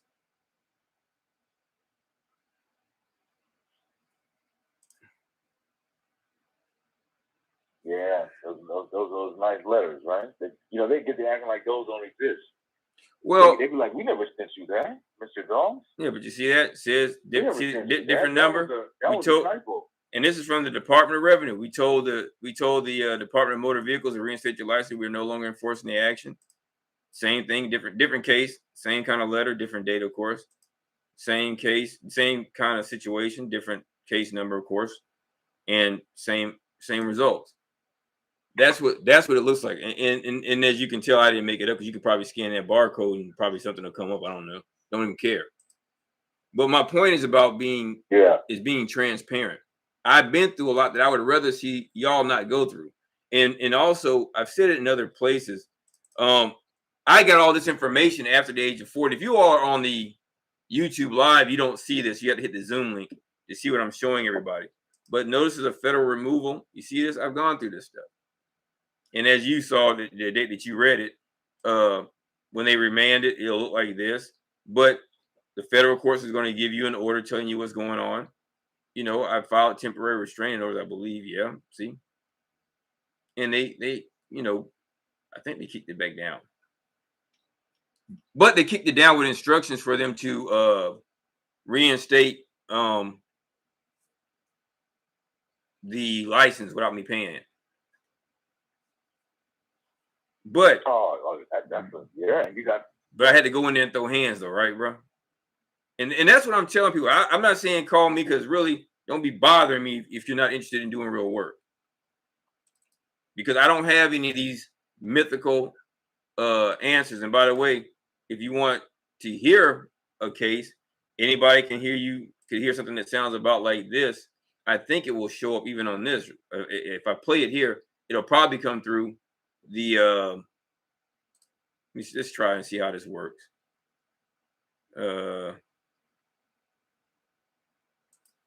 And this is all right live while we're doing this show. And by the way, 319-527-6090. We're about to go into the overtime, which I wasn't going to do, but I know it'll take me about an hour to do a couple of cases, to do a couple of these briefs. I'm only doing motions for reconsideration. Let's see what we got going here. And you know, they say GD, those are highly disfavored. Yeah, hold on a second. All right. Can y'all hear this? Yeah, I can hear it. All right, good afternoon. Your Honor, at this time, the state would like to announce no cross and your audio isn't that clear at though. this time, Mr. Dawson's license is suspended for Oh. failure to pay child support if he is on notice that his The audio license is is not currently that clear. It's not. Well, this right here is an audio of them So telling me that where we my are, Mr. license Doss, I know you had was, motions that well, were they filed. dismissed the case against me for driving out license. At this point, they've announced that they're not going forward with the prosecution of this particular case. So Hold as on. far as my jurisdiction of the case is, Doss, I know you had Oh, motions I can that hear were that. filed. I can hear His that. license is suspended. Your Honor, at this time, the state would like to announce no cross and put on the record that at this time, Mr. Dawson's license is suspended for failure to pay child support if he is on notice that his license is currently suspended. Okay. All right. So where we are, Mr. Doss, I know you had motions that were filed, and at this point, they've announced that they're not going forward with the prosecution of this particular case. So as far as my jurisdiction of the case is now terminated, so the case is in fact over with. All right. Oh, okay. Relative to this issue, now my family's in Myrtle Beach, South Carolina, and I want to know, because she had contact information. I'm here. I'm not really happy about this. Well, I don't have anything else I can tell you I about, because understand I don't have jurisdiction anymore. I'll deal with this. And more importantly, if there's a notice that my license is supposedly suspended for not paying child support, which is not lawful, if you cannot show me the due process that would have allowed that to happen, tell me exactly who is responsible for doing such a thing so that I can deal with them directly. Mr. Doss, here's the thing. I understand. No. Now, I don't. If you all want that, y'all can get it, because I was a little bit miffed, and that's not me and my normal demeanor in a courtroom. But I was aggravated, and I've had several of these cases that were dismissed. I need to update. In fact, CT, we need to update the Dropbox, I think, because there's more cases than the ones that are in here. Not for driving out license, I don't think, but for the other kind of cases. There's a lot of audio that I don't have in here. But this is actually from my Dropbox. But you can hear how a case gets dismissed. This is another. In fact, this is a speeding ticket case, I believe. This one here was with CT's cousin. Paul Maiello II. I forgot. Your Honor, may the record reflect that the officer has. Yeah, it is. Overruled. Go ahead. Can you? Yes. No. I observed the vehicle I was approaching me from behind. It was traveling southbound on 15. Yes, sir. Okay, did this occur? Objection. Did this occur? Well, hold on. What's the basis? Objection. What's your basis of your objection? What proof? What the reason? Proof. Proof. I'm saying proof. All right. Of the I'm gonna have statement. to sustain the state. Give me something else. Provide the document. You have the documentation. Yes, sir, I do. All right. Well, wait a minute. Oh, objection is outside the scope of discovery because when I asked for it originally, it wasn't provided. So you can't enter it today. Hold on. Did he request to see the radar documents? I have not seen any requests that indicated that. It's called discovery pursuant to Rule 3.220. Hold on. And talk to me, sir. No. Talk to me. Judge, it's evident that Let me see your document. now he's going to go through a little bit of this right here. Now, We are being beyond this. I wouldn't tell everybody to act always like I've acted, but Did he in my stop talking? Did he request discovery state? He did request discovery. Let me see what he said in his discovery request. You have a copy of it? Your Honor, I do not. Your Honor, let me look in the. I'm not sure if it was requested. and I made one, as you see, 1, 2, 3, 4, 5, 6, 7, 8, 9, Why we didn't provide them 10, with the 10 appearances to get this case to documentation get rid of this regarding case. the radar? Your Honor, because that wasn't challenged and the underlying issue was the driving with license suspended. And if you're watching me on YouTube and I'm having these facial expressions, There's a motion to suppress. Tony said I tend to use facial Hold on. expressions when I'm in court as well. I wouldn't suggest that, by the way. It probably doesn't relate though to whether we. Oh, excuse me, sir. I'm gonna ask you to wait. Hey, and by the way, you know what we all know who the state attorney, what he looked like, right? They changed the state attorney. Let me take a look at it.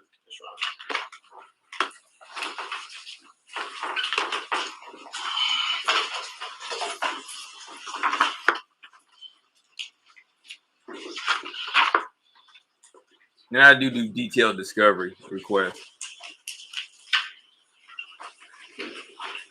And if you happen to have these situations, which we hope you can avoid, because I didn't like going through this, but I am specifically demanding all reports prepared for in connection with the case.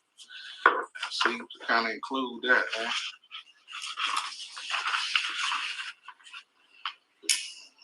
Goodness gracious.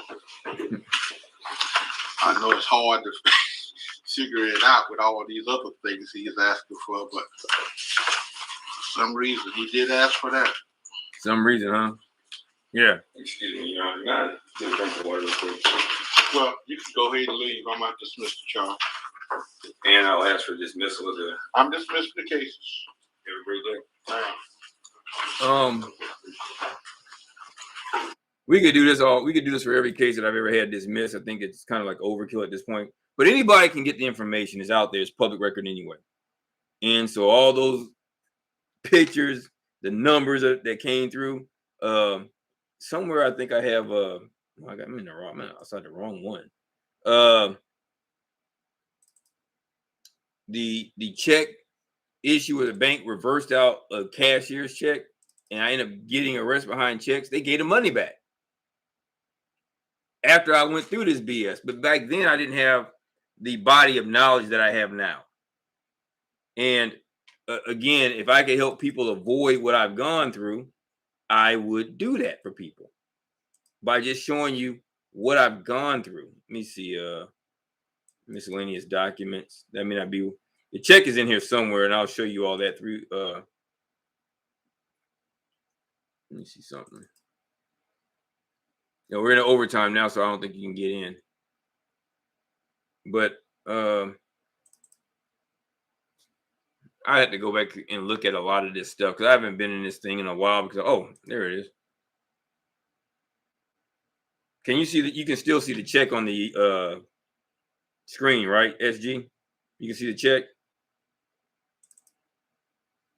Oh, maybe he's dropped off as well. Yeah, I can see it. Okay. No, I'm still here. I'm still here. I had muted out. I can see it. So there's a check by the state of Florida. I can see it. And this check, when I got this check, I'm saying, well, dang, if I owed anybody any money, what do you think the state of Florida would have done with this check? No, they'd have took it. You definitely wouldn't have been able to to go after those unclaimed funds, my brother. Yeah, they definitely would have taken it from you. Right. So I think I might have did something wrong. How do you come out of this? But yeah, oh, here's an order of no incarceration that came in another case where they said, well, and if you get to this case right here, where it states that even if I'm found guilty, they can't incarcerate you. Because at the time that driving without license was, by the time the Constitution was adopted, the driving without license wasn't a crime, so it's not an incarceratable offense.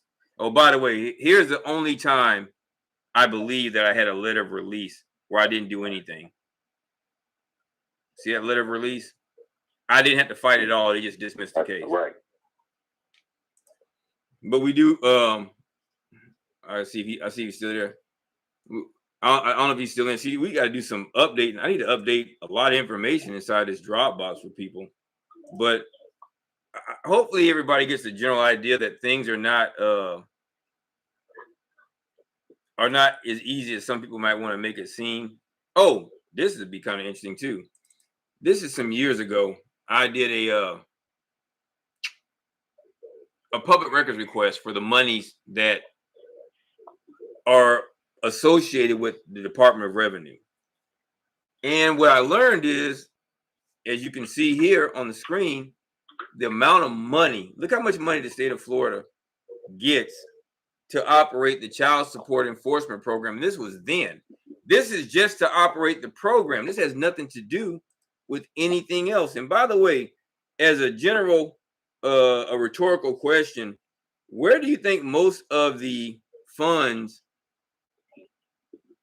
go to when it comes to running a program? What's the first cost for every program? Generally speaking, it's going to be salary, right? Right. Hiring people, right. So do you think they're going to do you think they're wanting to willfully just give this stuff up? You're talking about jobs and careers.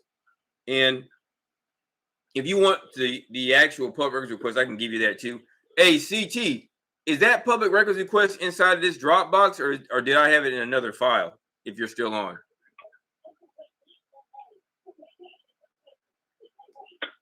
he might be gone or doing some other work. But I did the public records request. I don't know where it's at. Okay, but you can see on the screen where I asked for all this information involving these people, and they start to answer the questions, and they give me the codes, the federal regulations, everything that they use. Confidential information is exempt from disclosure under state and federal law, all this other foolishness. But look at that number right there. Can you see that number, SG? Yep, I can see it. How much money did they get in the fiscal year of 1819 to run that program?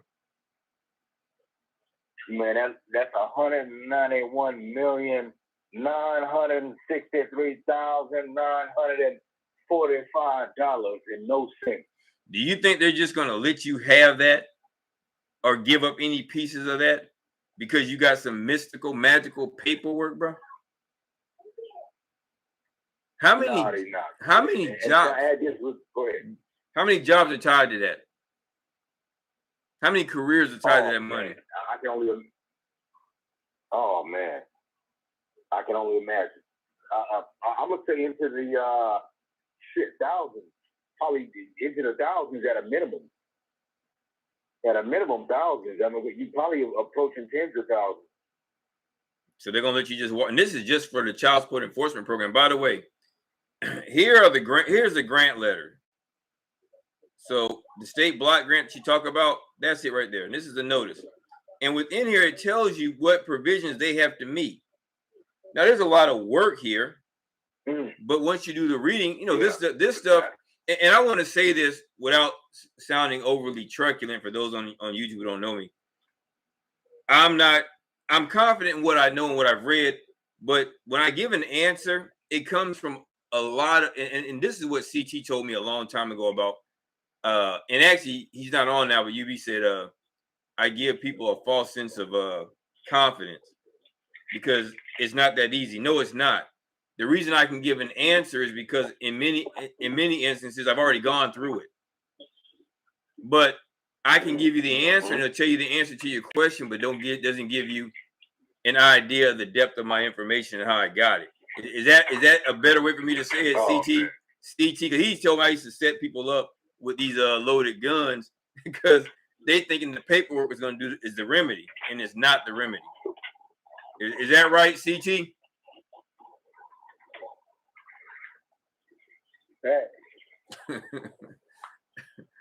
So anybody who's watching the screen, you can see that we've done a lot of work at GD NAPSC, but those are actual documents. You see that? And I have thousands of pages of public records request information. There's a lot of power in that public records request. And the interesting thing about it, the FOIA request does not have the amount of teeth, the same kind of teeth that the Chapter 119 request for Sunshine Act in Florida has. It's powerful, very, very powerful. And if anybody wants to get the information, looking like Ronnie, everybody, Rick and Ralph, anybody wants to get the information, you can just contact me, and we can go through it. And we can. Man, I thought that was Bobby Brown for a minute. Hey, bro, it's easy. And by the way, here's the thing I want to send you all. I'm messing with. Hey, man, listen, it's real easy to get caught up when you look like us. And that's why I don't understand why you think of people who've never been honorable would be honorable. I didn't even know this until last week. Was it CT? I brought this up. I hadn't even noticed that they defaulted me. And it kind of made a little bit more sense as I started thinking about that oral argument, why they kept talking so much when I was trying to get in. Here's the interesting thing. The clerk never had the power to enter a default. And why would she not have the power to enter a default?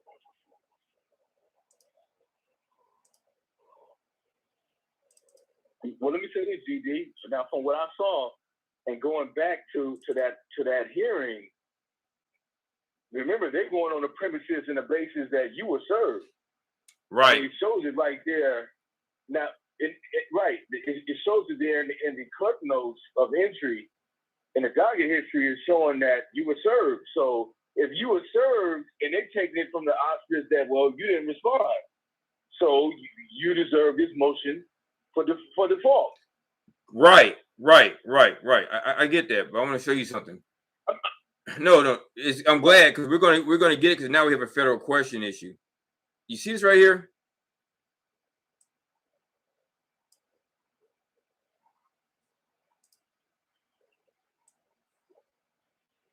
Yeah, I see it. I mean, you always showing things loud and clear. You know, my thing is always going to be when you're in front of the beast. And that's why we're going back. That's why I'm going back, because the beast still has to follow the law. And until I get them there, and by the way, because it is a constitutional issue, I can go directly to the state Supreme Court. And because they PCA'd me, I can ask for certiorari to the United States Supreme Court, because the 4M language would supersede the state language. 4J, because Florida's law is drafted after the federal law, which means what? You have to follow federal law. They knew that, so we'll get in there. We'll bang. I'm not worried about it. And you can always substitute Georgia for North Carolina in this one.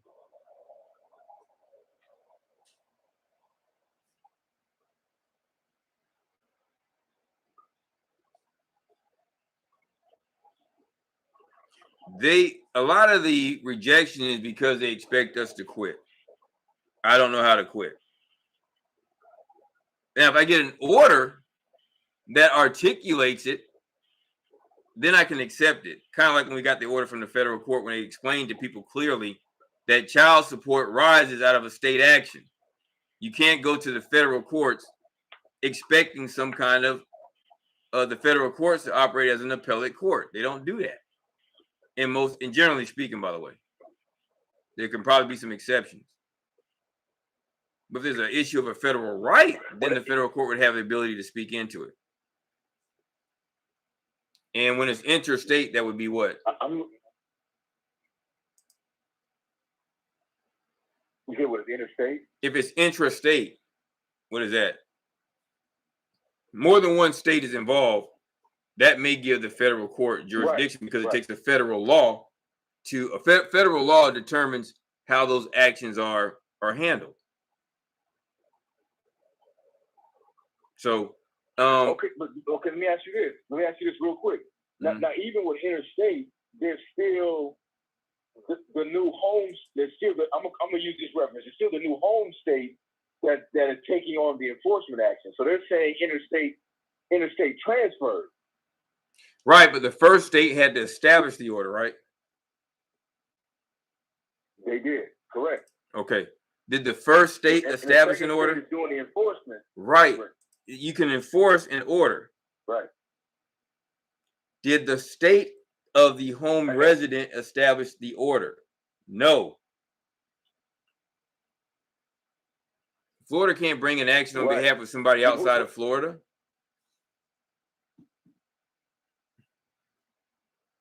I'm gonna say this. Now, I hear what you're saying. I agree with you, and even from what you've shown in other previous references or even case law. But one thing I'm coming to learn more and more is that there's these special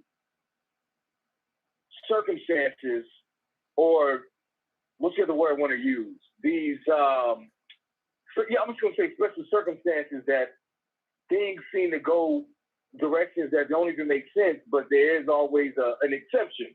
There's exception to the rules, special right? Circumstances or special exceptions. No, and I'm good. I'm good with that because there's rules and then there's exceptions to rules. That part is true, people. What should come from that would be then an order articulating that, not a PCA. I agree. Right. Well, I'm gonna say this.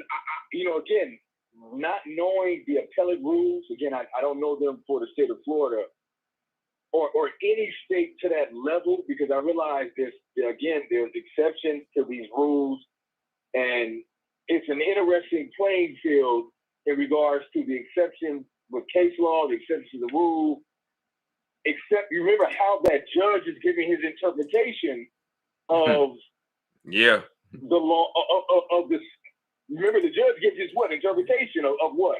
Well, his interpretation was law, right? his thing was that once you showed up, it waived the defense. Where my arguable issue is that I can't show up to a action where the court had no subject matter jurisdiction. You don't have subject matter jurisdiction if it's not pled that gives the court jurisdiction. Because the court, the pleading party has to have not just the standing, but there has to be a basis that gives that court the ability to hear the case. Yes, under normal conditions, you can hear the case. But if you did not meet the prerequisites for the case, then the court does not have jurisdiction. I can't sue you in Washington, D.C. or Virginia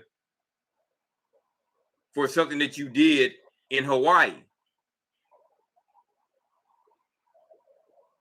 or that may have taken place, in this case, in Spain. What would give that court jurisdiction? If I sued you in Florida,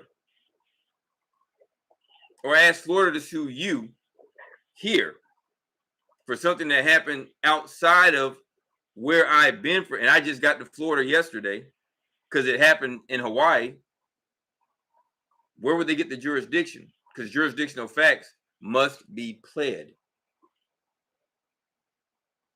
Now, this is where process comes in. Can I ask you this real quick, GD? Now, remember in your hearing, in your appellate hearing, he mentioned subject matter jurisdiction was based on paternity. No, And no, he was no, like, that's all we need. no, it wasn't. He said it was based upon, he said the court had the jurisdiction to hear a child support establishment case. Based on paternity. He said paternity. I No, don't even mention paternity. he's saying that they had results. And I said, those were, I said what you all couldn't hear is that those results don't mean anything to me because it is a claim of, it was a claim preclusion because it was already determined before Florida tried to grab it. It was determined back in 1989 in Texas. And this is what's interesting about this. For those who don't know, and CT, you said the audio was bad for the whole day, correct?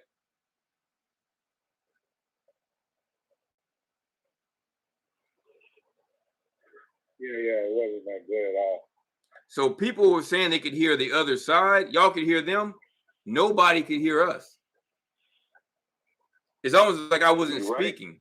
So when you're saying he's saying this, I don't want to get into the conspiracy aspect of it. Right.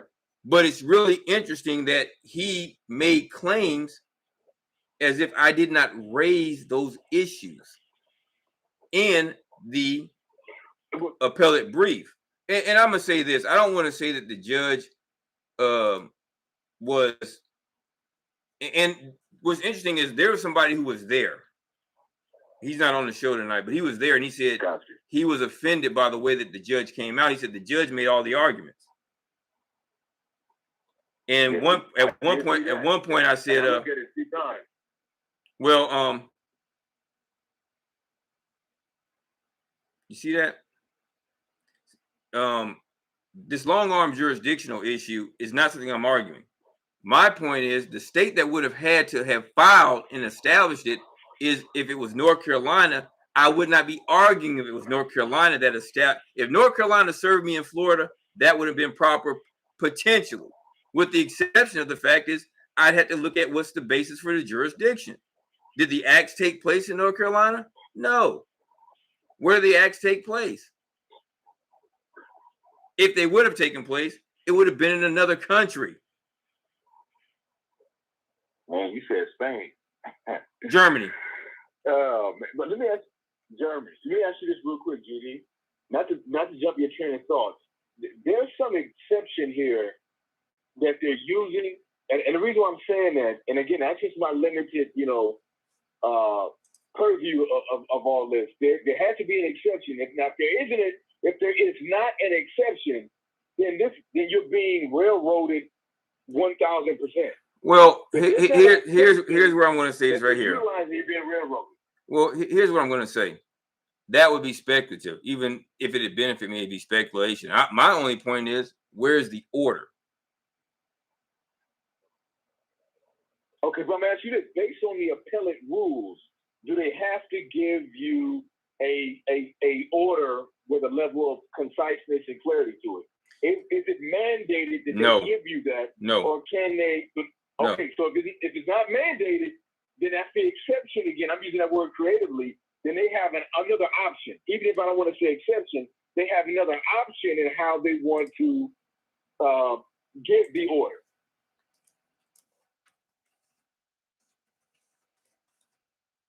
Like it will be ordered without any instruction.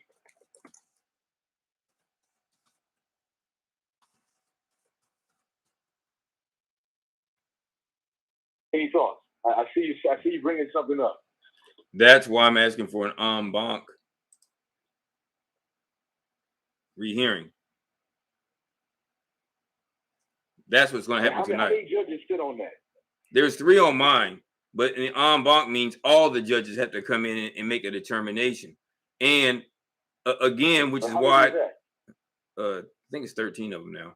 But here's where the issue comes up. And this is why I don't want anybody who's listening or watching me online as we go back and forth with this to be confused. It would help if somebody read the briefs and not just, well, he said this. Read the brief. Because if he read the brief, the issue is that they abuse discretion by not dismissing it according to the rule. That was the brief. Not this other stuff. And then what he tried. Go ahead. But those my bad for cutting you off. Go ahead. people who aren't there, who haven't seen it, and I think it would help people to go on to the YouTube and see if you can get that May 9th hearing and see if they may have cleaned up the audio, which would be interesting as well. It still doesn't tell the story that you would get by reading what was in front of the court. The court is not supposed to make determinations outside of what's in front of the court. And when they PCA'd it to affirm the lower court's decision, what you don't know is the lower court didn't rule on the issue of jurisdiction. Her ruling was based upon the fact that the trial court can't undo the finding of the hearing officer. That's not what I asked you to vacate. I asked you to vacate the recommendation because the court had no jurisdiction.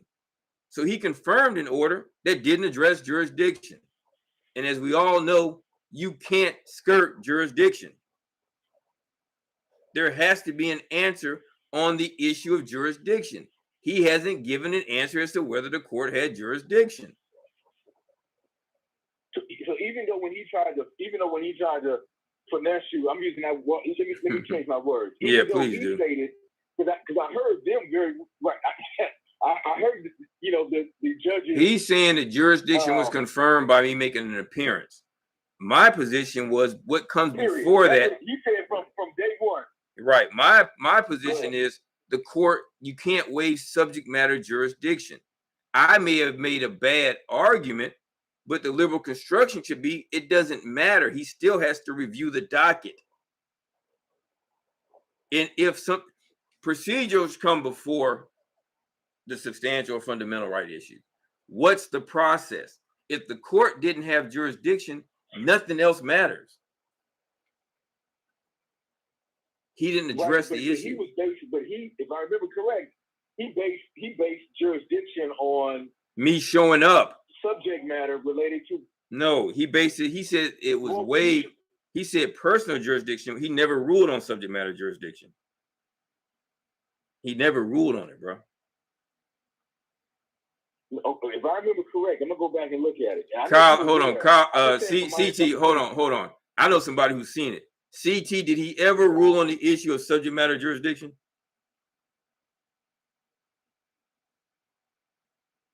No, not at all. I'm not saying he ruled on it, but he did address it.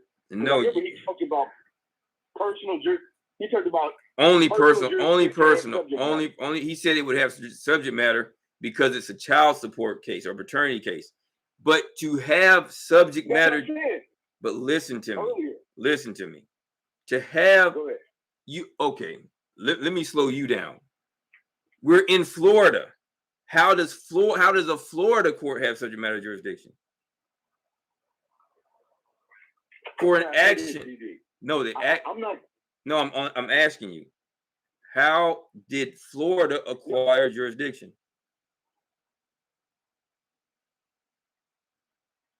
Well, look, that's $1 million question. No, but can I ask you this? I hear what you're saying to me. I'm just going off that moment from how I interpreted what was said.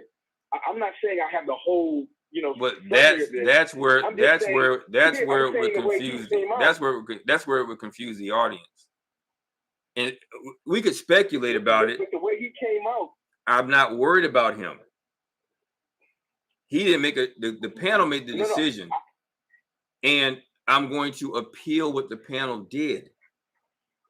I can't appeal it to the Florida Supreme Court because the Florida Supreme Court has to have an order in order to review the order.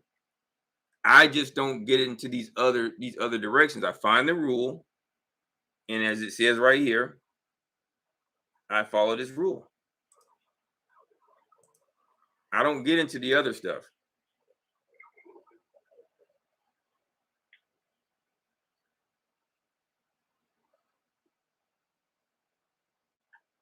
Yeah, you did your research, my brother. I see it. I mean, it makes sense to me. I see it in black and white. I don't look for things that make sense. I just try to find things that follow the law. Well, but that's where the sense comes in my opinion, when it comes to how we argue or how we present, it has to be within that black and white context. And then there has to be an understanding based on some sense of logic. I was only saying from the standpoint. Whoa, it don't have to be based on logic. It has to be based upon some issue for which a rule would apply that I could give some sort of analysis to and a conclusion that a court can take under consideration. That's it. You're speaking specific. I don't get into. I agree. The other stuff may be good for like shows like this, but it's not good for getting to the end result. So if I'm wrong, then they're going to show me that I'm wrong at some point, and I can live with that.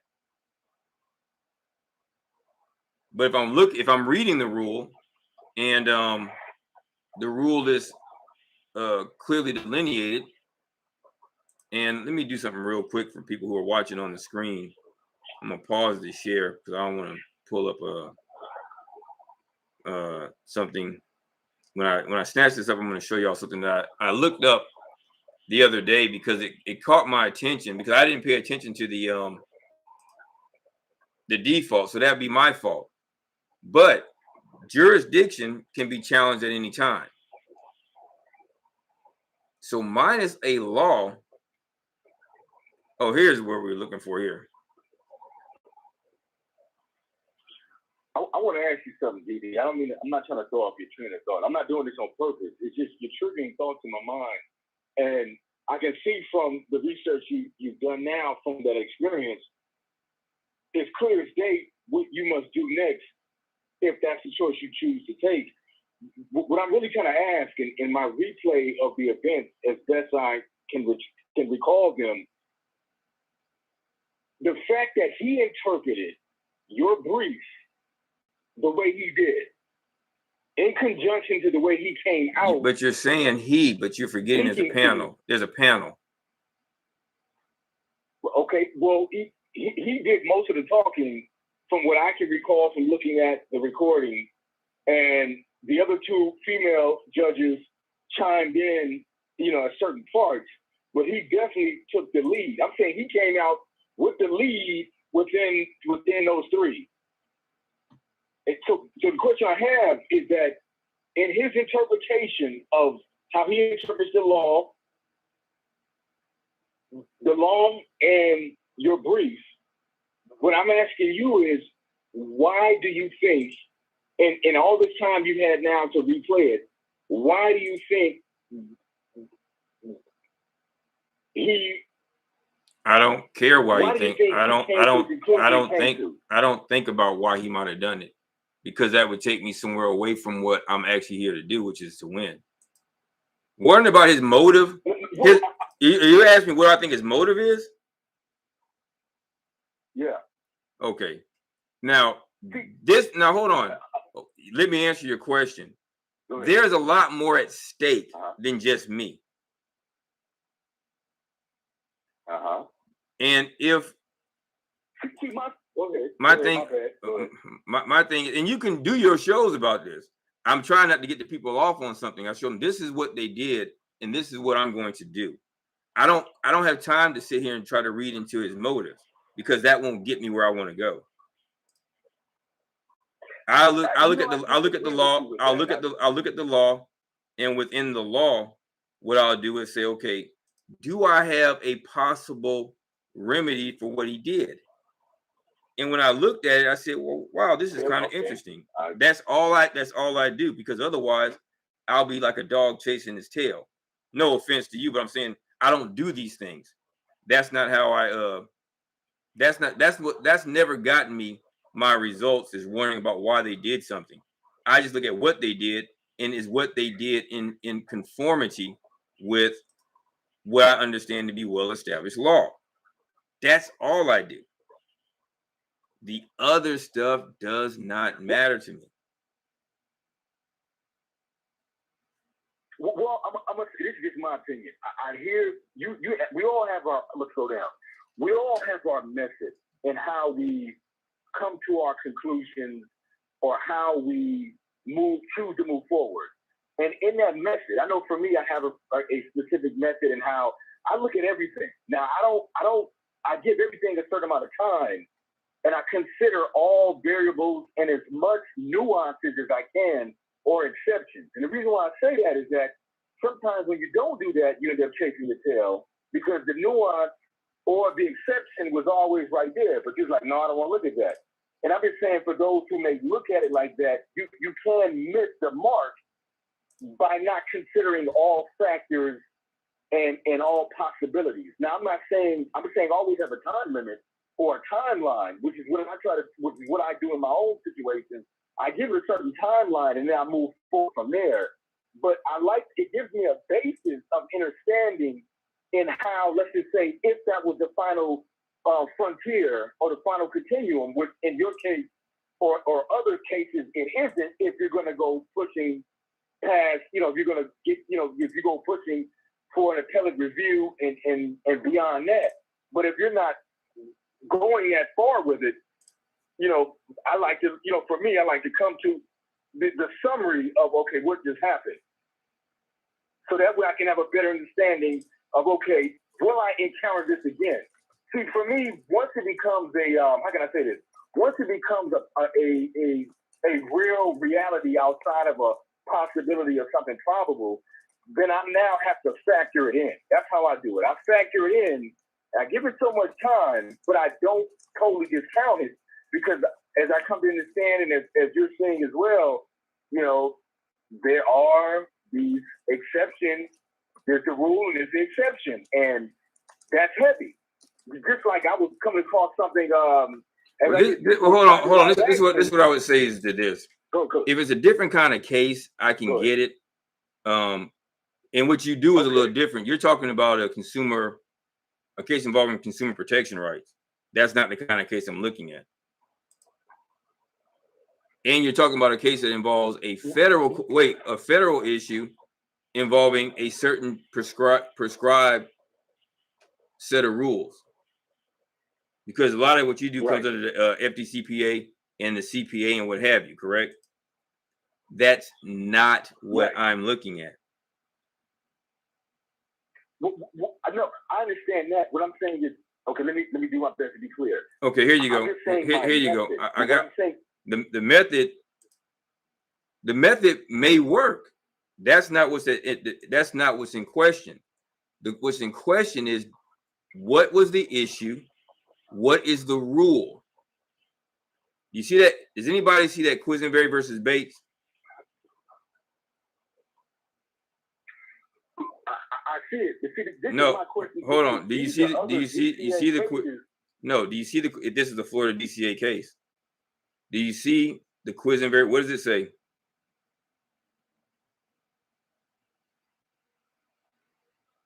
It's that because the service of process is void, the clerk lacked the authority to enter default. So this is my thing. If you had that in there, I didn't read the brief, but if you had anything close to that or exactly that, that's the to me, I'm saying to myself, if you give them, listen, if you give them other DCA, but here's where we're at though. It would be easier for us to have a discussion if you read the brief. I gave you the brief to read. Because then there's nothing speculative. I know, but within my... Go ahead. No, I get it. You had other things to do. It's in the brief. Right. So I'm not even... this is my question to you. I apologize for cutting you off, but this is my question to you. If it's in the brief, and that's what I'm going with, it's in the brief, you wrote it, you know it, you presented it. The question is, why the ACLL... I can't answer why he did what he did. I see that. I can't answer why somebody else did something. That's actually not even a sensible question. I'm just going to say I want the entire panel to come back en banc, and they could reject that because I think that's one of their rights.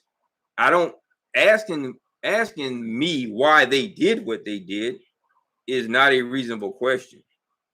My question is my thought was what they did was improper. That's all I care about. Okay, but see, you just gave a reason right there. What they did was improper. I said I felt what they did was improper. But why they did what that's the reason. That's not the reason why I don't know what the reason why he did what he did was. If you ask me why did they rule improperly, I don't know. If you ask me why I think he did it improperly, I can tell you he didn't read the brief. But that's what I'm. So let's if you don't mind hovering right there. The reason why I'm asking you that, and I appreciate you letting me jump in on you like this, is that GD, it matters, and it matters because if he didn't read the brief, that points in a specific direction that I don't want to go into. Now you're talking about public corruption. I don't want to go there. I would just rather focus on what's in front of me. What I think in that matter may be different. Go ahead. What I think for that is different. But no, here you go. Instead of us talking about, here's the brief. And by the way, anybody who's looking out there, this is the appellate brief. I don't want to sit here and keep going back and forth about this. Here's the brief. And if I gave it to somebody, the discussion is not legitimate if we're not talking about things that are factually alleged. Because otherwise we're spinning in a bunch of directions. Here's the brief. Here's the brief. But you know what? Here's the brief. There's only so many forces that. Go ahead. Okay. Here's the brief. No, here's the brief. No, here's the brief. This is all I'm going to ask them to do is come back and read the brief. I'm going to ask them to read the brief. Right. I'm going to ask the panel to review the brief. Go ahead. I'm going to ask the panel to review the brief. And then if they say no, then I'll deal with it. At the same time, I can now file a writ of certiorari to the United States Supreme Court because it's a question of great public importance. That would be my strategy. Now, all the other stuff, I don't get it. I don't get into those. That's just not how I approach things. I look at what's in front of me and how to go about doing it. And here it is. This all this other stuff is here. But here's the brief question. My issue. The trial court abuses discretion by not dismissing the case because MNMAC failed to effect service based upon the 1995 law requiring service after filing the initial complaint within 120 days. They never show good cause for not serving the process and without the lower court granting an extension of time to serve process. So the issue is, do they have the ability to serve you? And by the way, if you knew about the due process primer, you know that anything that happens outside of a reasonable time automatically will require a reversal because it'd be a due process violation because it would almost operate as if you weren't served at all. But that's something else I've seen you, but I've already sent you. You see this right here? All I want them to do is give me a ruling on this. Why doesn't get me anywhere? It's good for conversation and debate, maybe, but that's not where I am, and that's not what I do. I'm only here to say I want a ruling. I want a ruling on the issue of the hold on a second. On what the federal rule required you to do. And if the federal rule doesn't apply, then that would be a different issue. The Forium rule. Just come in here. And that would be in the low what the hell is this damn case? And again, I don't know what's going to happen. I could outright just lose. That would be okay. But what I'm going to do is what I'm going to do. And I'm not going to go back and forth about it because that's this issue. My issue is, did the trial court abuse its discretion when it didn't follow the well-established rule? That's all I want to know about. Not why, who, what, who shot what. Is did the trial court abuse discretion? All they had to do is say the trial court operated within its rights by disregarding the docket's evident facial flaw, because I'm saying it's a facial defect, by disregarding it and saying that Doss waived his right. If it was as simple as what he said, it would make sense logically. You just would issue an order saying that. Not PCA it. That you waive your right. That you waive your right. That's not what they did. They gave me a PCA.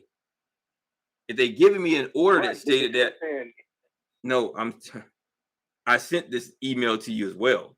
They PCA'd it. And when I asked I asked attorneys about it, they said, including two that were there. But let me ask you this: even with those two attorneys, have they ever argued on an appellate level? One has, one hasn't. But he hadn't argued on a state appellate level. But what he said was, what the one that spoke to me right after it, who showed up, said, all we talked about is you can't waive subject matter jurisdiction. And to have subject matter jurisdiction, you have to have a properly affected service of process. That's the rule. So what they did, I would rather not. I think it defeats the purpose to speculate it here. I'm going to ask the court the question, and then I'll have an answer. Hopefully, I'm going to get an answer either way. I'm not going to I wouldn't sit up here and continue to think about why did they do that. I'm going to sit back and say, okay, I'm going to continue to ask questions until I get an answer or I get a ruling. That's it. But by the way, I'm running out of time because I got until 12. Well, actually, I got 15 days, so I have a little bit more time. But I want to get this done tonight while it's still on my mind. But the bigger question would be, did the trial court abuse its discretion when it didn't dismiss the case? That's it. That's it to me.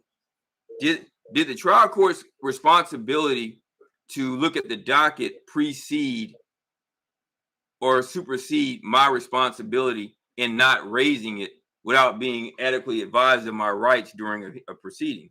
That's a different set of questions. I just understand how to put them together. Because what comes first? What comes first, process or fundamental right? Fundamental right. I don't think so. It's process.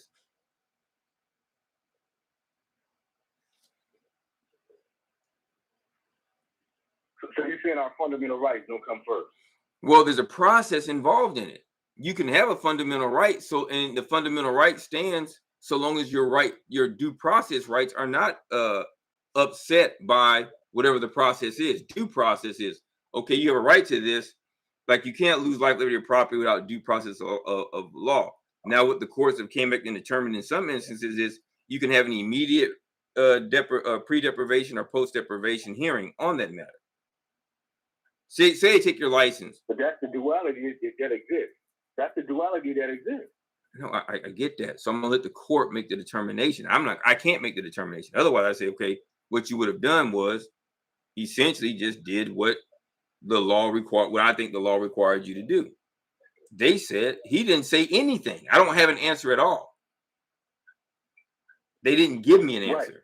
So when they give me an answer to that specific question, then I can better articulate what happened. Now we don't have an answer. We just have a PCA. Right. And they're affirming an order that did not address jurisdiction. My question was about jurisdiction. What you're talking about, I'm trying to figure out, what are you talking about? The question was about jurisdiction. And they affirmed the lower court's ruling, which wasn't about jurisdiction. The lower court, and I'm pulling up the order. I'm pulling up the order. The lower court said they can't rule on an issue that a hearing officer had made a determination on. That's what I'm pulling it up for you. You know what I'm realizing? You know what's hitting me, GB, and this is a good mastermind. I know it seems like a debate, but it's a good brain stimulator or thought stimulator, and I'm gonna give you my quick reasoning why. The very nature of the legal process in the, how can I say this? I want to say it a more simplified way without using the legal jargon. Okay, hold on. That's a different discussion than what I'm talking about right now. I want you to look at this. This is what the trial court said. Look at number 2. All that matters is this. The trial court is bound by the hearing officer's finding unless they are not supported by competent substantial evidence. Okay. If there's no witness, then it's not competent and substantial anyway. The findings are based on a clearly erroneous departure from the essential requirements of applicable law. If they never sworn anybody, he never had any evidence or testimony. Before granting a motion to vacate a child support hearing officer's report, it should carefully determine whether a party's motion to vacate is based upon at least one of those 2 factors. Now, within the motion to vacate, done in order. Done in order. Uh-huh. Done in order.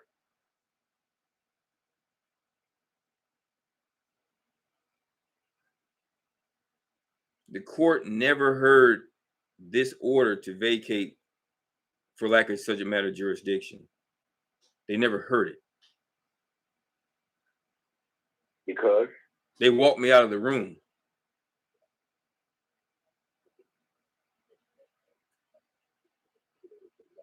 It says see court's order on notice to vacate. Okay. Yeah, but I mean, you know your case.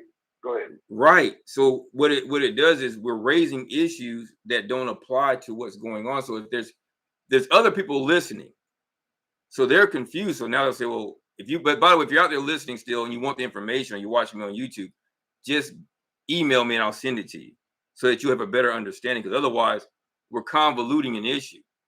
I'm not talking about my civil case. I'm not talking about appealing an issue in my civil case that hasn't been resolved. I'm talking about a specific issue to subject matter jurisdiction. It hasn't been addressed. And you can't disregard the question of subject matter jurisdiction or personal jurisdiction properly. It hasn't been addressed. They didn't address it there. He talked about the personal jurisdiction, but the trial court has an obligation, even an appellate court has a duty to recognize if it had jurisdiction or if the trial court didn't have it. That's just a duty of the court. So why he did not notice it, that's kind of bothersome to me. But the other side of it is, it doesn't make any sense to discuss something that's not in play. What's in play is that PCA. What's in play is that I filed a brief. What's in play is that there are other issues. Go ahead. It's in play, there's another issue. Well, go ahead. And at the same time, that's what I have to address.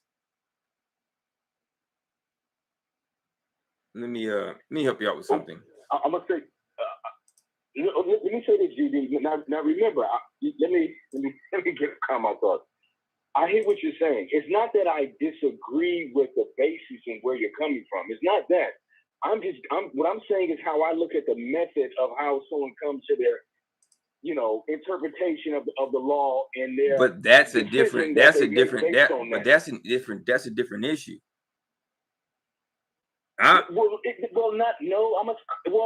You're saying attached to. Have you his decision? But they made a decision on an order that did not address jurisdiction. That's improper. My issue is jurisdiction. Okay, can I ask you this? Can I say this? Okay, can I say this real quick? I hear what you're saying. I'm doing my best to kind of chop my thoughts to get straight to the point. The point I'm saying is,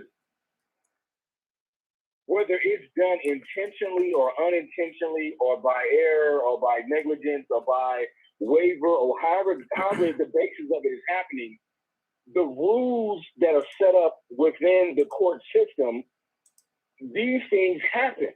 That's why you have appellate review and based on your. I agree with that. Then address the rule. What's the rule? But it's also, well, think about it. If they can, what I'm saying is, they give it to you from how they give it to you based on their interpretation, based on how they understood the facts of the. We don't know that if he gave me a PCA though. He gave me a PCA, so there's no order, so we don't know what he thought. No, but that's the whole point. He gave you something. A PCA is not nothing. No. Even though it doesn't, what I'm saying is, even though it doesn't say nothing, even though it says nothing, he still gave you something within the rule that allowed him to give you the PCA. If there wasn't a rule for PCA, he couldn't give you a PCA. So he gave you within the rule. I'm not arguing that. That's not what's argued. But I don't know how he addressed why he didn't address the issue of jurisdiction. So I'm going to ask the entire panel to come back and address the issue of did the court. My only question is, did the court have did they abuse discretion by not doing what the law said? And if they didn't have any jurisdiction, the court has to take notice of its lack of jurisdiction. And by the way, this you're arguing about. So you didn't see this, right? You see that? There's no order. That's all they gave me. Yeah, affirmed. Right. No, per curum. I looked it up right now. I looked per curum. Right, affirmed. Per curum affirmed. Now, I read what that, I just looked it up real quick. It says per curum affirmed means that the appellate court affirms the trial court, same thing you were saying earlier, that there was not no, you said there was no order, if I remember your words correct. So let me stick to the no order addressing jurisdiction. No order addressing jurisdiction. Not all this other stuff. SG, it's jurisdiction is the issue. If the court had no jurisdiction, the court has no order. Why are we going on to the other stuff? It's simple. Did they have jurisdiction or not? Oh, but you understand? Okay. What I'm saying is you argued one over the other, but you're saying you argued both in your brief. That's what you're saying, right? I'm just saying what I remember him. But the fact but you didn't hear anything. But you didn't hear anything I said, right? No, it was very muffled, man. Okay, so here we go. You're listening. You listened to one side and didn't hear anything I said. I know it's messed up. I know. I agree. Well, no, I don't know if it's messed up, but people like me. But you're arguing from something. You see that right there?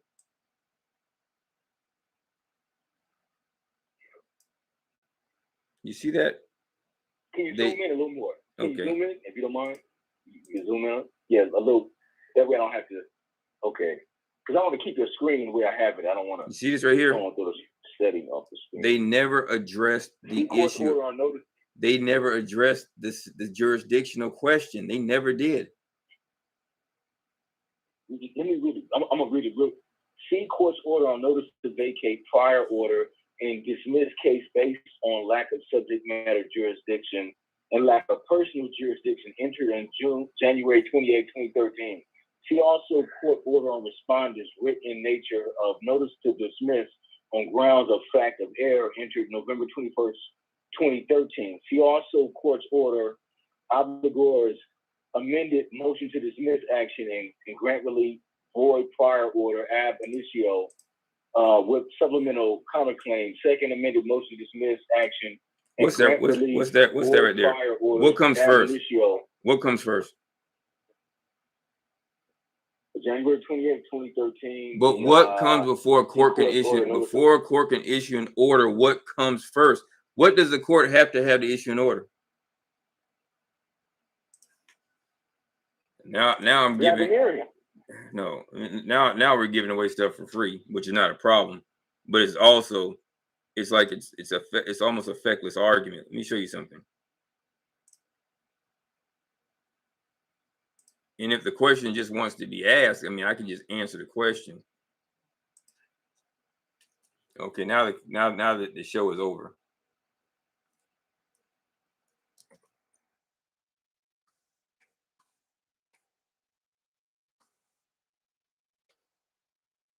Trial court must take notice its lack of subject matter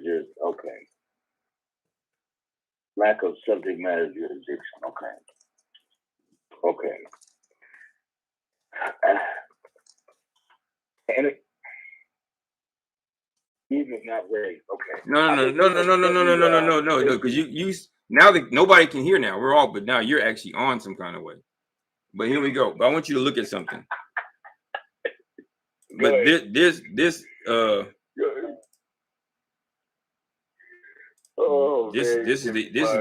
issue. This is the issue. It's one thing to come on and we discuss it and it makes sense. But I gave you information to study so that you don't ask these questions as if these aren't things that were already raised. You see that? And that's the 11th Circuit, by the way. What's that say? Okay. Although not raised by either party in the case, the court has an obligation to inquire into subject matter. Okay, now the court, go back real quick. It said the court has a, go back. It says the court has a obligation. Okay. It has an obligation. Now, so think about it, GB. Just because things are obligated, doesn't mean. But my thing is, if it's obligated, it means they must. If they don't have any jurisdiction, they don't have any jurisdiction. I don't have to raise the issue. I hear what you're saying, but I'm saying is right. You should not have to. But think about that. Look, okay. Here you go. Here you go. Instead of us going back and forth, read that. Although the jurisdictional issue discussion in the opinion was not raised by either party, courts are bound to take notice of the limits of their authority, and if one of jurisdiction appears at any stage, original or appellate, the court should notice the defect and enter the appropriate order. There's no order. It's clear as day. So this goes back to my earlier. It becomes an empty argument to ask why they didn't do it. My job, my responsibility to myself is to find out why they didn't, and then exercise whatever options are available to me. That's it. But that's still a question. Right, but that's still a question you're asking. When you say no, that's the question. That's the question I'm going to ask. No, that's the question I'm going to present the issue is, did the trial court abuse its discretion when it didn't have jurisdiction? And if the court liberally construes it and says, no, they didn't because of this, then that's the end of it. But without an order, I don't have an order. You're talking as if there's an order. There is no order that addresses jurisdiction. I understand that. I understand what you're saying. I'm just saying, and just remember, I'm looking at all dimensions as you are, but I'm just saying I have my own method and how I'm looking at it. So, because my thing is, I'm always going to ask why, when, where, how. That's all fine. That's all fine if it works for you. But I'm not here to say whose method works better. My method is, my point is, now I'm sitting at a situation where I don't have an order on an issue of jurisdiction when that's the question I asked the court. Right, but you do have a remedy in which you can exercise. And there you go, but you didn't say, is there a remedy? Because I showed you the remedy. You're saying you did it right. No, but you're asking why and why they didn't do this. I don't have to get into that. My thing is, okay, he didn't answer it. I'm going to go ahead and deal only with what's in front of me, which is, okay, they didn't answer the question, and you wasted my time in here because you didn't answer the question. I feel a certain kind of way, but I have to put that to the side and say, let me address this issue from a legal approach and say, okay, here's the information. They didn't do this. Let me address that. Not why they didn't do that. And if you have an issue where you have an appeal that comes up or an issue that you want to address that way, that's fine. But they didn't answer the question of jurisdiction. And my issue is solely, did the court have jurisdiction? Not anything else. Nothing else. Did the court have jurisdiction to enter any order at all? And at any point, was there some event that occurred that would have divested the court of jurisdiction? That's the only question, bro. Nothing else. Did they serve me within the 120 days? There's a rule, right? Here's the issue. 120 days service. They didn't do that. Okay, they amended the complaint outside the original 120 days without a notice of good cause, nor an extension from the court, nor permission to amend the complaint. They served the amended complaint outside of the next 120 days. The clerk issued a default on a complaint that was served outside of the rule. Does the And court I have hear what you're jurisdiction? saying, but That's the only issue. But no, I'm going to get off the line because I have work to do tonight. Otherwise, it becomes a circular discussion. no, I understand. So I'm going to tell everybody who's No, watching on the live. I will catch up with you all on the live later on. Next time, make sure you all take the time to look at the